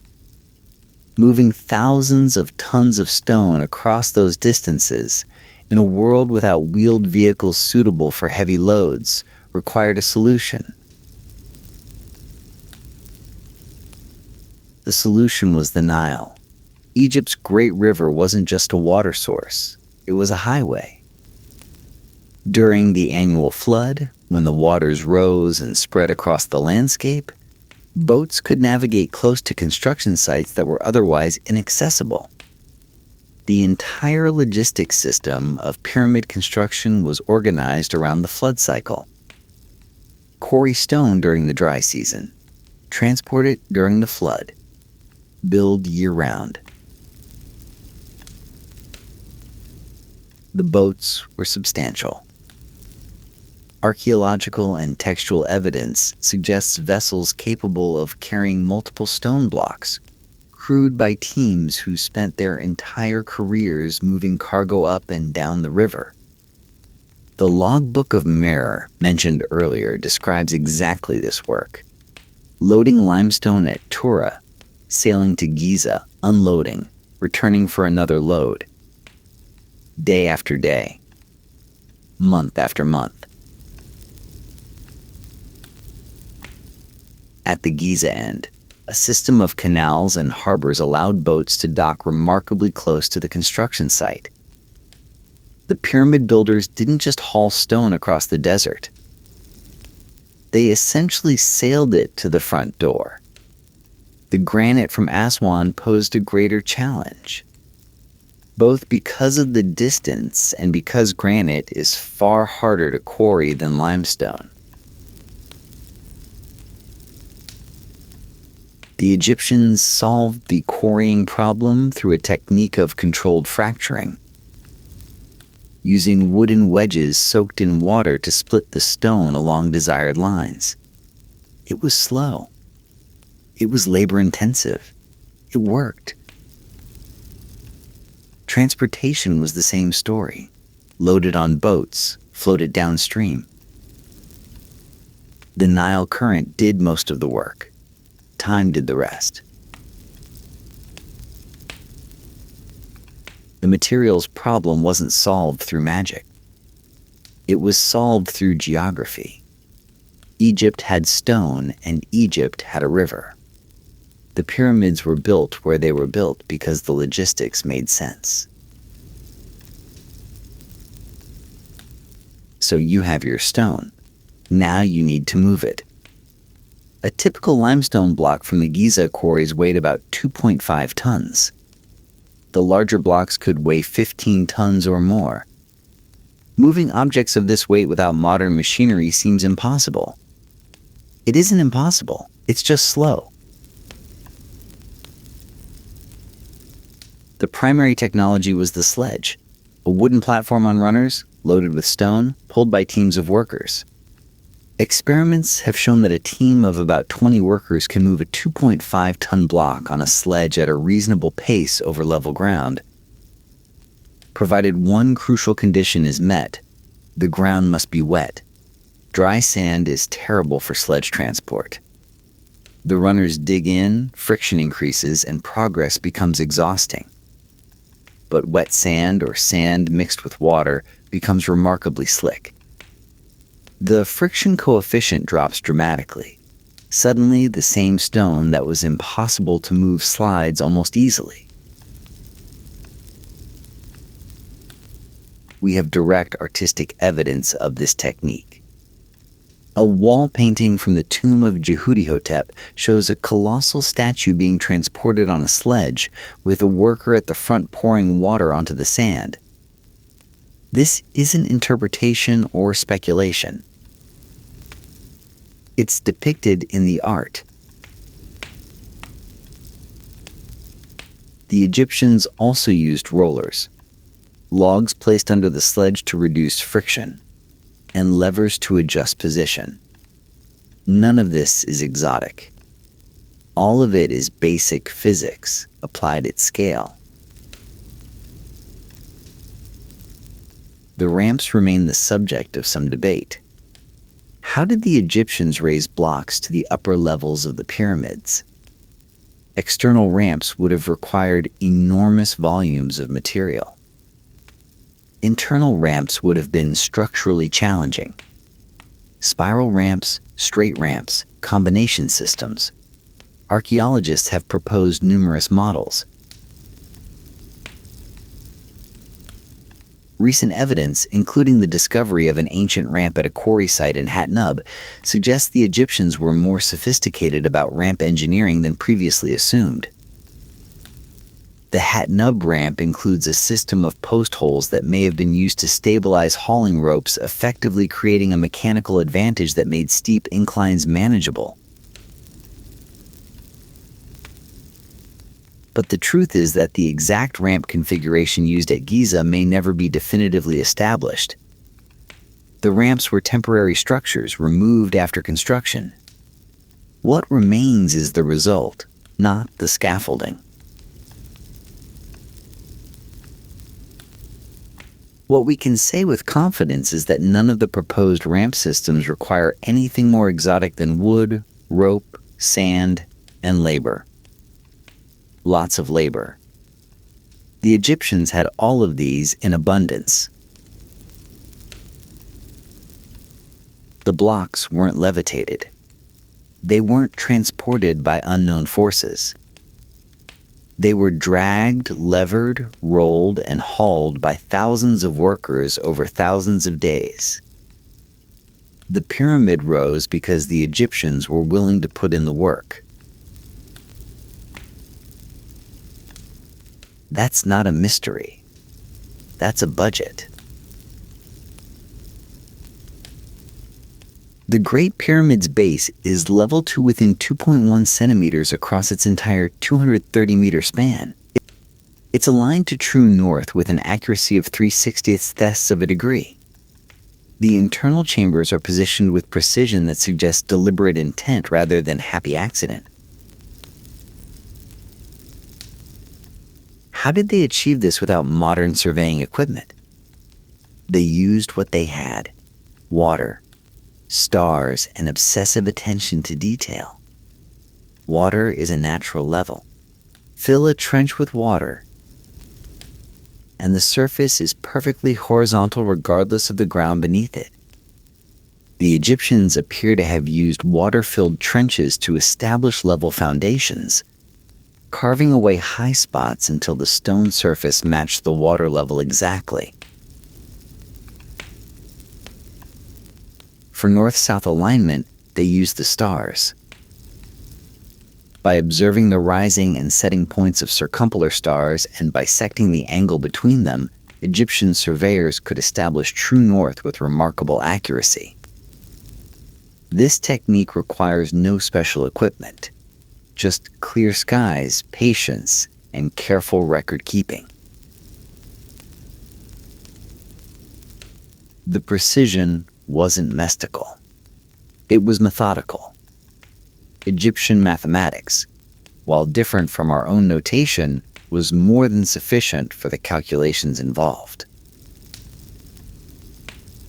They had working knowledge of geometry, could calculate areas and volumes, and had developed practical surveying techniques over centuries of civil engineering projects. The Egyptians had been building monumental structures for generations before the Great Pyramid. They'd built pyramids before. Earlier, smaller, less perfect pyramids that served as learning experiences. The Step Pyramid of Djoser. The bent pyramid, whose angle changes partway up because the builders realized their original design was unstable. The Red Pyramid, which finally achieved true pyramid form. Each project taught lessons. Each generation refined techniques.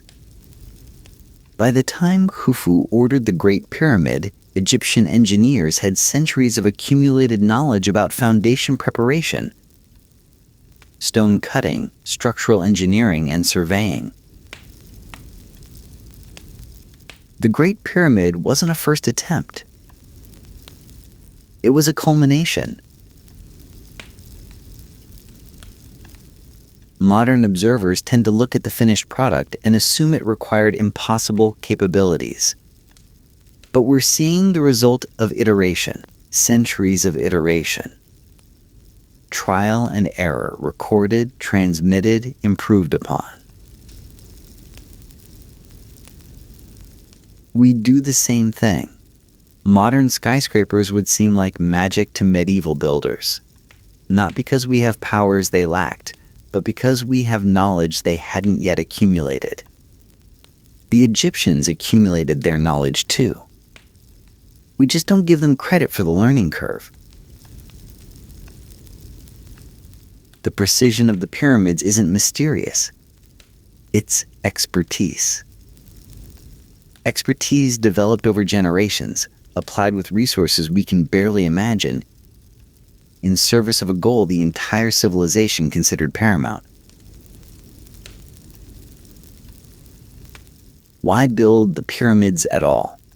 This is perhaps the most important question, and it's one that modern observers often misunderstand. We look at the pyramids and see massive expenditure of resources for no practical purpose.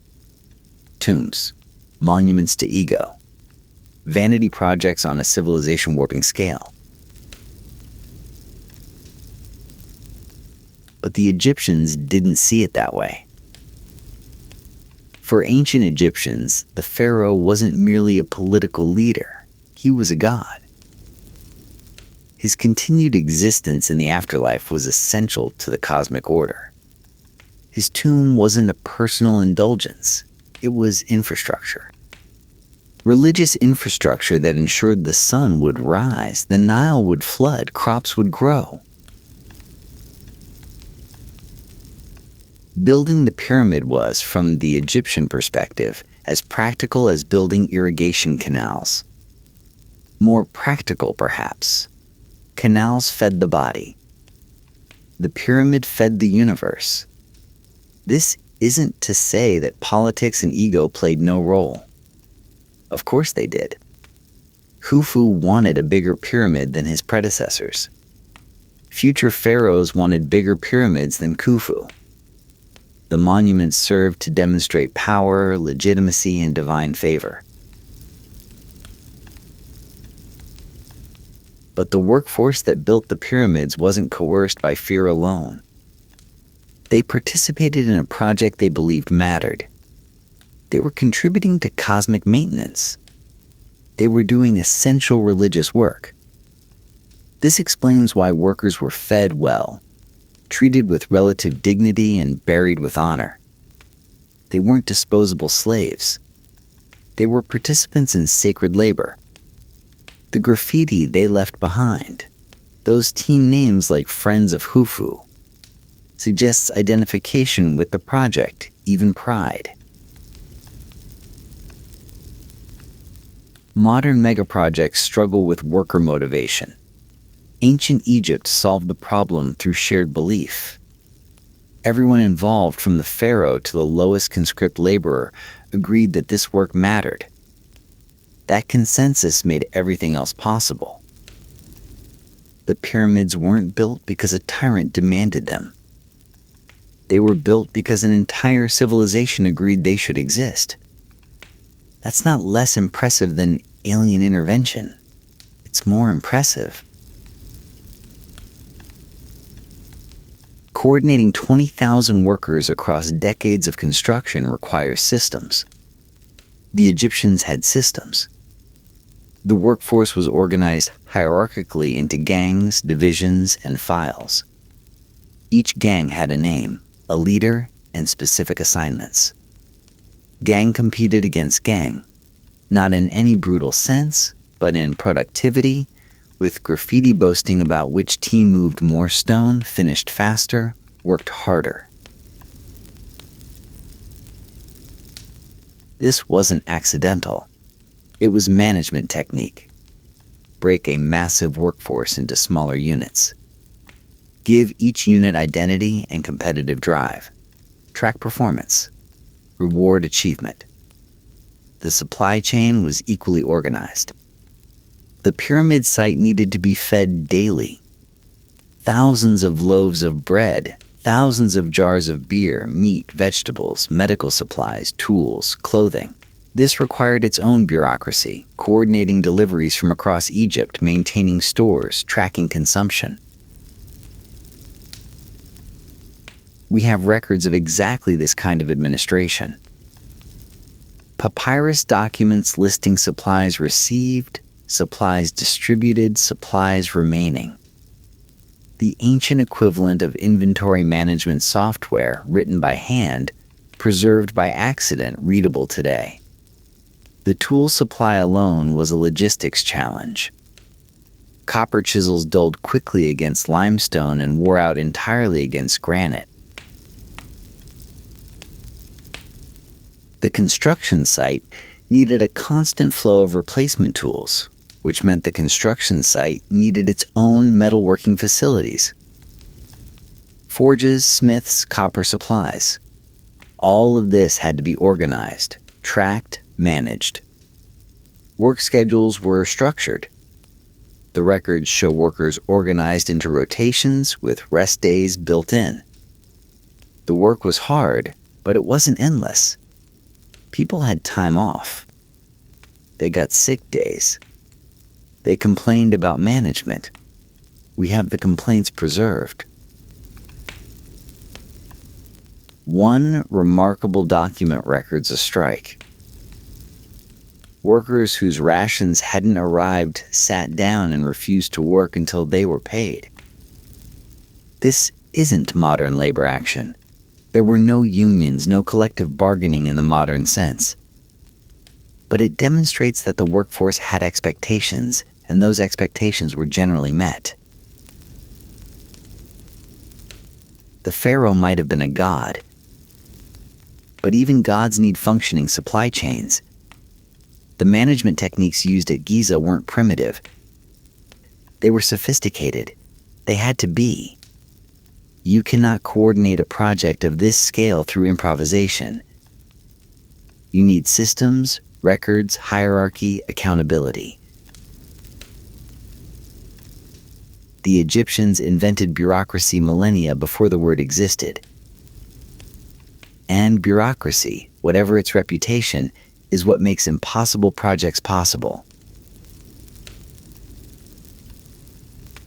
History remembers Khufu, whose pyramid still stands. It doesn't remember the engineer who designed the internal stress relief chambers that prevented the structure from collapsing under its own weight. It doesn't remember the surveyor who established the alignment to true north. It doesn't remember the foreman who figured out the wet sand technique, or the scribe who kept the payroll records, or the baker who produced the thousands of loaves that kept the workforce alive. This is how history always works.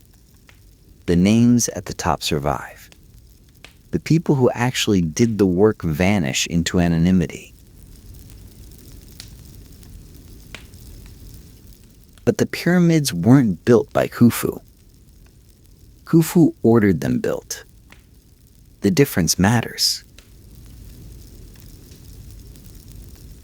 The actual construction was accomplished by people whose names we'll never know, using techniques developed by earlier generations whose names we also don't know, supported by systems created by administrators whose names we will never recover. The pyramid is a monument to Khufu. But it's also a monument to anonymous competence on a civilizational scale. This is ultimately the answer to the mystery of the pyramids. How did they do it? They organized. They planned. They showed up day after day, year after year, decade after decade. They solved problems as problems arose.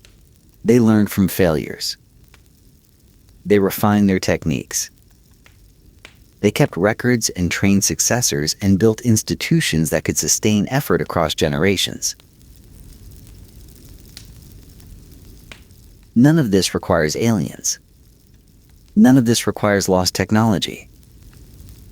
All of it requires exactly what it looks like: a functioning civilization directing its resources toward a goal it considered important.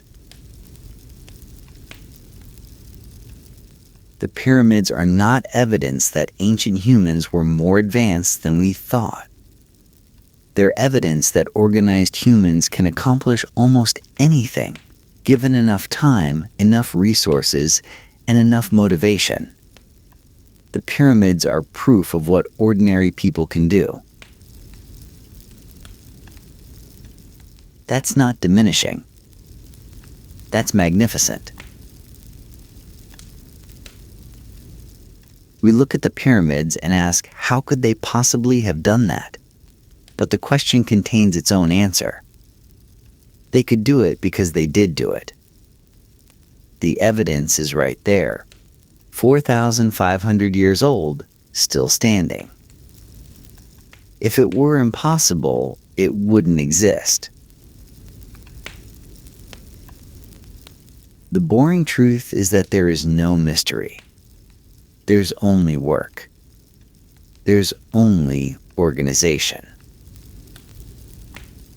There's only generation after generation of humans deciding that this particular pile of stone mattered enough to dedicate their lives to building it. That's the boring truth behind the pyramids. And honestly, it's more impressive than any alien explanation could ever be. Because aliens would make it easy. The truth is that it was hard. Unimaginably hard. And they did it anyway. Concubine. Empress. God. Wu Zetian clawed her way from the lowest rungs of the imperial harem to the throne of China itself. And history has never forgiven her for it. She was born around 624 CE, during the early Tang dynasty, into a family of modest nobility. Her father was a timber merchant who had supported the dynasty's founding and been rewarded with a minor title. Respectable enough, not powerful. Not the kind of family that produced empresses. At 13 or 14, Wu entered the imperial palace as a concubine of the 5th rank. The lowest category, essentially a servant with theoretical access to the emperor's bed. The Tang harem contained thousands of women. Most lived their entire lives in obscurity, growing old in gilded irrelevance, never once attracting imperial attention. Wu attracted attention. The sources disagree on exactly how. Later historians, almost uniformly hostile, attributed her rise to sexual manipulation, witchcraft, and supernatural beauty. More likely, she was intelligent, ambitious, and willing to take risks that other concubines wouldn't consider. Emperor Taizong noticed her. This was significant but not transformative. Taizong had many concubines, and noticing one didn't mean elevating her. Wu remained in the lower ranks throughout his reign, accumulating knowledge of palace politics without accumulating power. When Taizong died in 649, Wu's position became precarious. Imperial concubines who hadn't produced children were typically sent to Buddhist convents after the emperor's death, a form of honorable retirement that was also, effectively, a life sentence of celibacy and irrelevance. Wu went to the convent. She shaved her head. She chanted sutras. And she waited. Because Wu had noticed something during her years in the palace. She had noticed that the new emperor, Gaozong, had noticed her. Taizong's son had visited his father during his final illness. He had seen his father's concubine. He had remembered her. This was scandalous. A son taking his father's concubine violated every principle of Confucian propriety. It was tantamount to incest. It would never be permitted. Wu bet her entire future that it would be permitted anyway. She was right.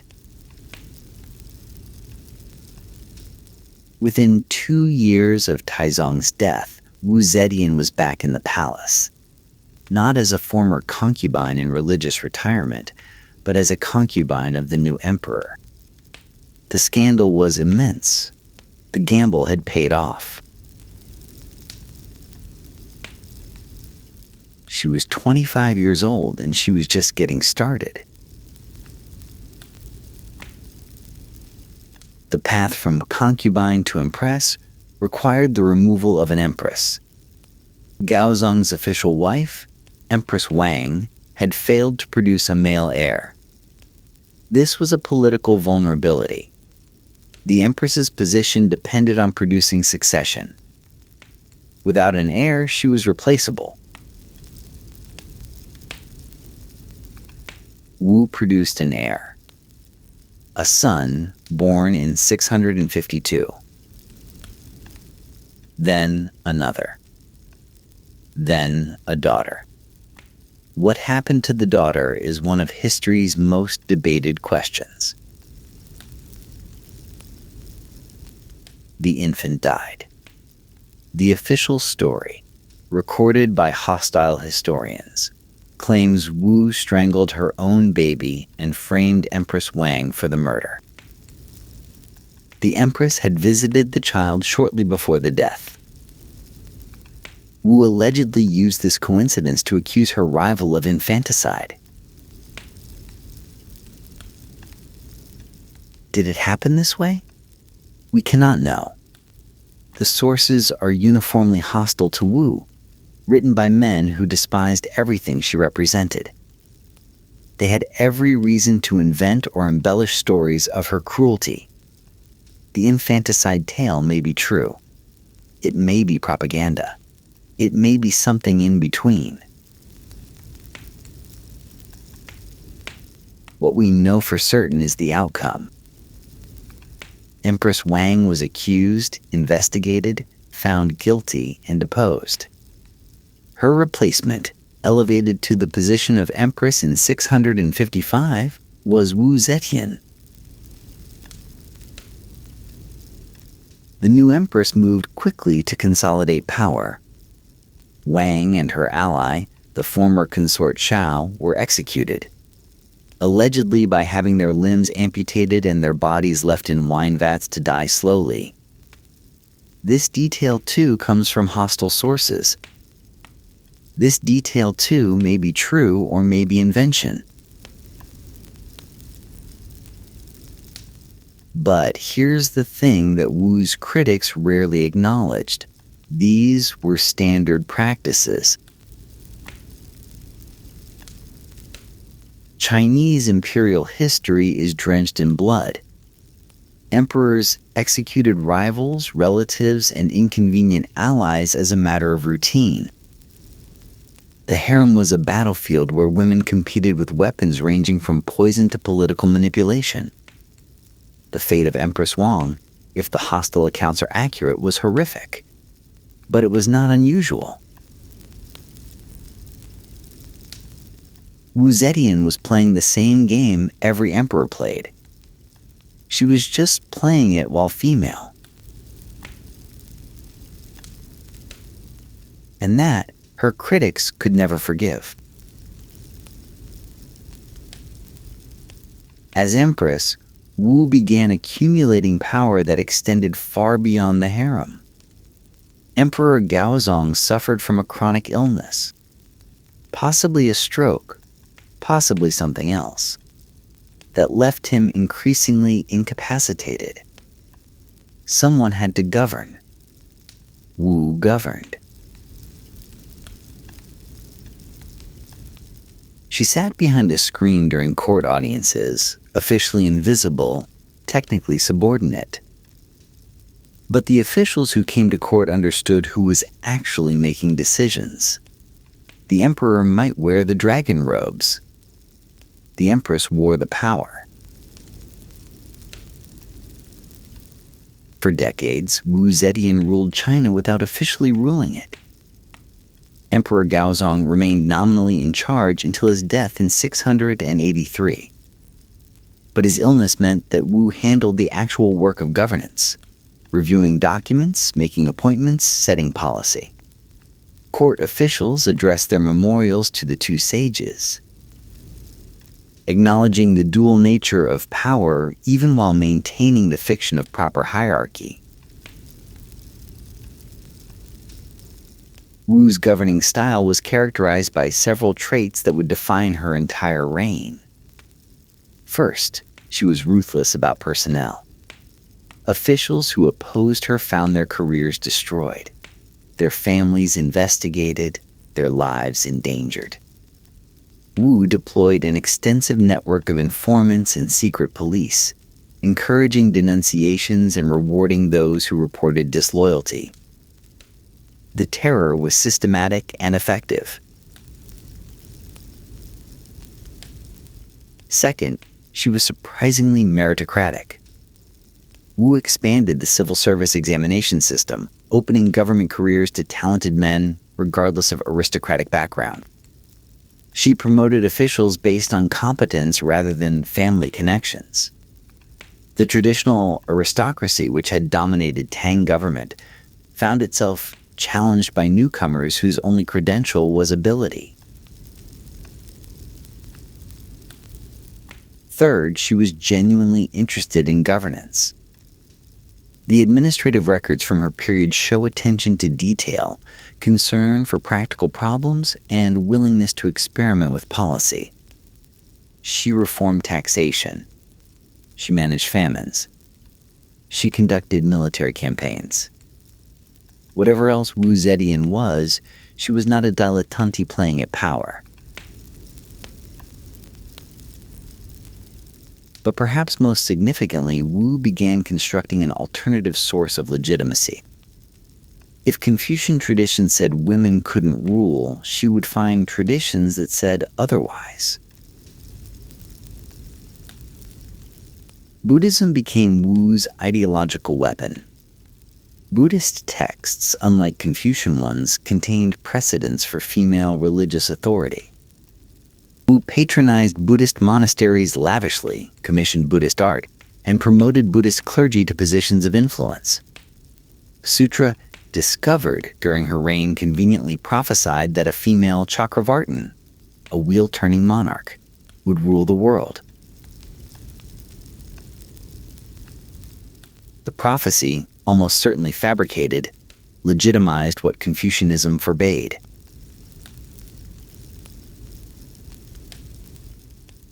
also rehabilitated her family line, posthumously elevating her ancestors to noble titles and constructing an elaborate genealogy that connected her to ancient royal houses. If she couldn't claim legitimacy through her husband's line, she would manufacture legitimacy through her own. The groundwork was being laid, not for mere influence behind the throne, not for regency on behalf of her sons. Wu Zetian was preparing to do something no Chinese woman had done before and none would do after. She was preparing to become emperor herself. In 690 CE, Wu Zetian did the unthinkable. She didn't merely continue to rule through weak emperors. First her son Zhongzong, then her other son Ruizong, both of whom she had deposed when they proved insufficiently pliable. She didn't merely continue to exercise power while maintaining the fiction of male sovereignty. She declared herself emperor. Not empress regnant, not regent, emperor, Huangdi, the title that had belonged to men exclusively for nearly 1,000 years. She changed the dynasty's name from Tang to Zhou, connecting herself to the ancient Zhou dynasty and its association with legitimate rule.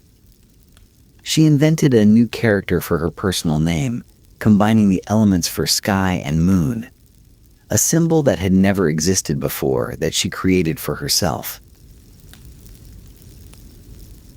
She was 66 years old. She would rule as emperor for 15 years. The reaction was complicated. Open rebellion erupted in several regions, led by Tang loyalists who refused to accept female sovereignty. Wu crushed the rebellions with military force and followed up with purges. Thousands died.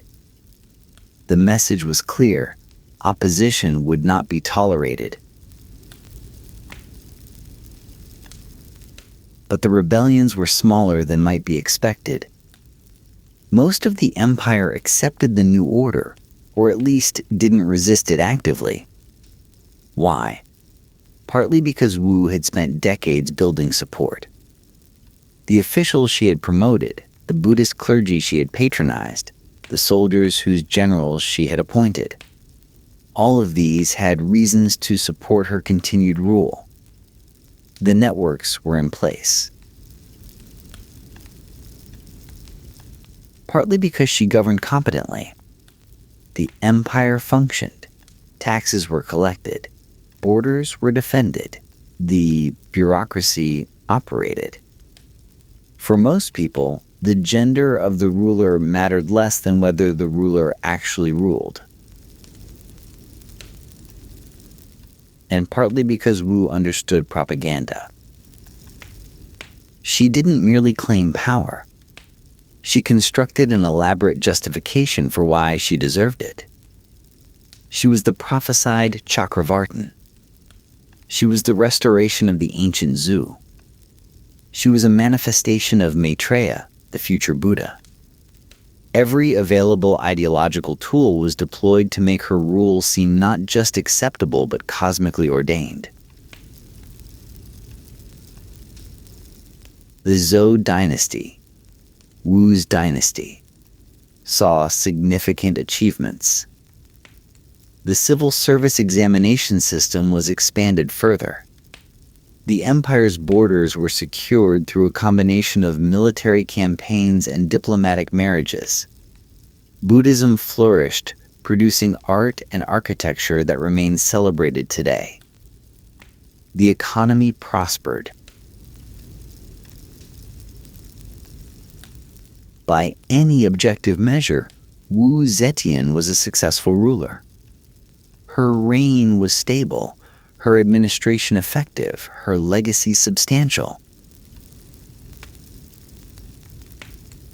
But the histories would not remember her that way.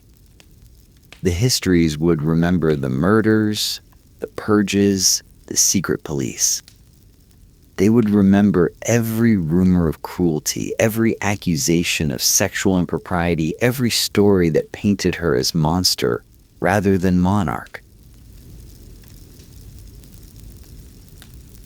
They would remember that she was a woman who had dared to rule. Life at Wu Zetian's court was simultaneously brilliant and terrifying. The terror came from the secret police. Wu's reign saw the institutionalization of political surveillance on a scale previously unknown in Chinese history. Informants were everywhere. Denunciations were encouraged. Special prisons held those accused of disloyalty, where torture extracted confessions that led to further arrests. The most notorious of Wu's enforcers were Zhou Xing and Lai Yunshin, officials who became synonymous with judicial terror. Lai authored a manual on interrogation techniques that remained infamous for centuries. The phrase "invite you to enter the urn," meaning to trap someone with their own methods, originated when Zhou Xing was arrested and Lai suggested using Zhou's own torture device against him. Thousands died in the purges. Entire families were executed for the alleged crimes of single members. The aristocratic clans that had dominated Tang politics were decimated. Whether this represented necessary political consolidation or paranoid excess depends largely on one's perspective. But terror wasn't the only characteristic of Wu's court. There was also brilliance. The examination system brought talented men from across the empire into government service. Poets flourished. The Tang dynasty is remembered as China's golden age of poetry, and Wu's reign fell squarely within it. Buddhist philosophy reached new heights of sophistication. The arts were patronized with imperial resources and imperial enthusiasm. Wu herself was genuinely cultured. She wrote poetry, patronized scholars, and engaged with the intellectual currents of her time. She wasn't merely a political operator using culture for legitimacy. She was someone who valued learning for its own sake. The court attracted talent from across Asia. Buddhist monks from India, merchants from Persia, diplomats from Korea and Japan, all found their way to Wu's capital. The cosmopolitanism of Tang China, often celebrated by historians, continued under her rule. For those who navigated the political dangers successfully, Wu's court offered extraordinary opportunities. For those who failed, it offered death. This combination, opportunity and danger, brilliance and terror, was not unique to Wu. It characterized many successful reigns in Chinese history. The difference was that Wu was a woman, and therefore the terror seemed more monstrous, the ambition more unnatural, the cruelty more noteworthy. Male emperors killed thousands without attracting the same condemnation. For Wu, every death was proof of her aberrant nature. In her later years, Wu Zetian took male favorites. This fact scandalized contemporaries and has fascinated historians ever since. An elderly empress, maintaining young men for her personal pleasure, violating every norm of feminine modesty and sexual propriety. The most famous were the Zhang brothers Zhang Yizi and Zhang Chengzong. They were young, beautiful, and wielded enormous informal influence. They controlled access to the aging empress. They accumulated wealth and titles. They were, by all accounts, spectacularly corrupt. The hostile histories dwell on this with particular relish. Wu's sexual appetite, her inability to maintain proper womanly reserve, her degrading dependence on pretty young men. The tone shifts from political condemnation to something more personal, more prurient.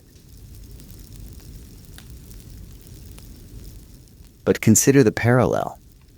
Male emperors routinely maintained harems of hundreds or thousands of women. They elevated favorites to positions of influence. They showered concubines with wealth and titles. They allowed beautiful young people to shape policy and accumulate power.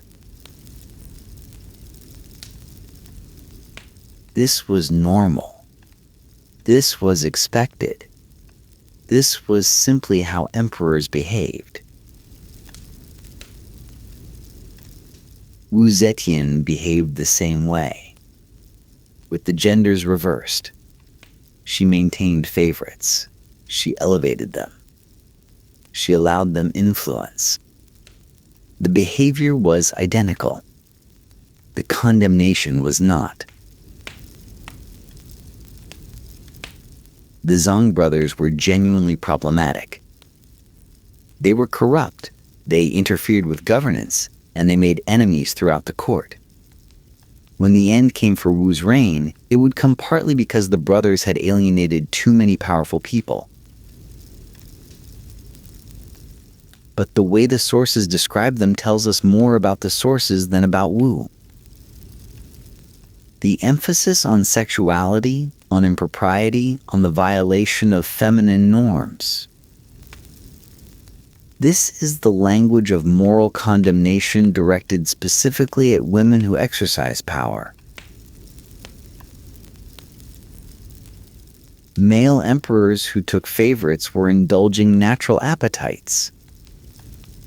A female emperor who took favorites was a monster of unnatural lust.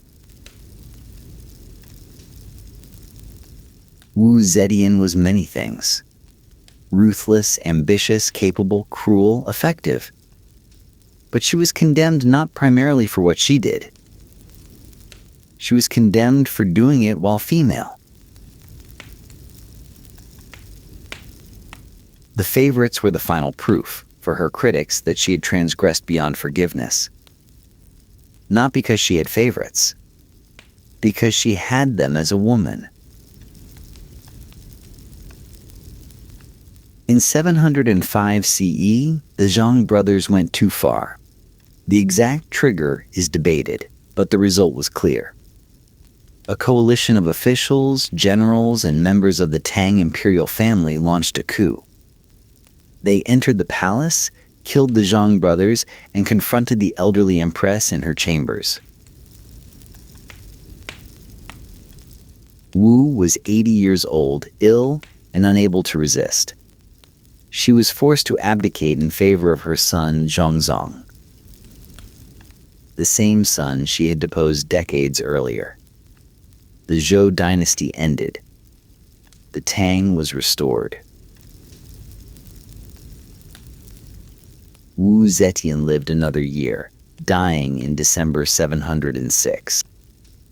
Her final wish was revealing. She asked to be buried not as Emperor of Zhou, but as Empress of Tang, as the wife of Gaozong rather than as a sovereign in her own right. Why? Perhaps she recognized that her dynasty could not survive her. Perhaps she wanted reconciliation with the family she had displaced. Perhaps at the end, she calculated that her legacy would be safer as an empress than as an emperor. The calculation, if that's what it was, failed. The Tang historians who wrote the official record of her reign were not interested in nuance. They were interested in condemnation. Wu Zetian became the great cautionary tale of Chinese history. The woman who had usurped male power, violated natural order, and brought chaos to the realm. Every crime was cataloged. Every rumor was recorded as fact. Every act of cruelty was amplified, every achievement minimized or attributed to others. The woman who had ruled China for half a century was transformed into a monster. The tomb she shares with Gaozong features a remarkable monument, a massive stone stele prepared for an inscription celebrating her reign, left completely blank. Later generations could not agree on what to write. Or perhaps they agreed that nothing should be written, that her legacy should be silence. The blank stele stands today, still uninscribed after more than 1,300 years. It's the perfect symbol of Wu Zetian's historical fate, a space where her story should be, left empty by those who couldn't accept what she had been. Let's be clear about what Wu Zetian actually did. She killed rivals. So did every successful emperor. She purged opponents. So did every successful emperor. She maintained secret police. So did many emperors before and after her. She took favorites and allowed them inappropriate influence. This was practically an imperial job requirement. She may have killed her own daughter. If true, this was monstrous. It was also not unprecedented. Imperial families routinely eliminated inconvenient children. The founder of the Han Dynasty contemplated killing his own son. The practice was horrific, but not uniquely Wu's. She usurped the throne from the legitimate dynasty. True. So did the founders of virtually every dynasty in Chinese history. The Tang themselves had taken power through a combination of military force and political manipulation. Dynasties rose and fell through usurpation. Wu simply usurped more directly than most. She was sexually immoral. By whose standard? She had male favorites. Male emperors had female favorites.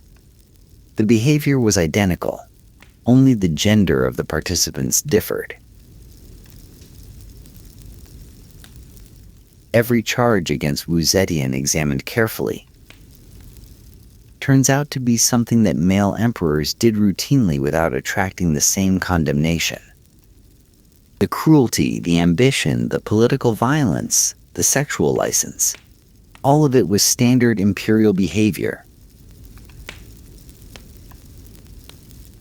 What was not standard was doing it while female. Wu Zetian ruled China effectively for roughly 50 years. As Empress, Empress Dowager, and Emperor. Under her governance, the empire was stable, prosperous, and culturally vibrant. The borders were secure. The administration functioned. The examination system that would define Chinese government for centuries was expanded and strengthened. By any reasonable measure, she was one of the more successful rulers in Chinese history. But history is not written by reasonable measures. History is written by people with agendas, perspectives, and assumptions. The Confucian historians who created the official record of Wu's reign assumed that female rule was unnatural, that women who sought power were aberrant, that any woman who achieved what Wu achieved must have done so through monstrous means. And so they created a monster. The real Wu Zetian, complex, capable, ruthless, effective, disappeared beneath the legend. What remained was a cautionary tale about female ambition, a warning to women who might dare to reach for power. The warning worked. No Chinese woman would ever rule as emperor again.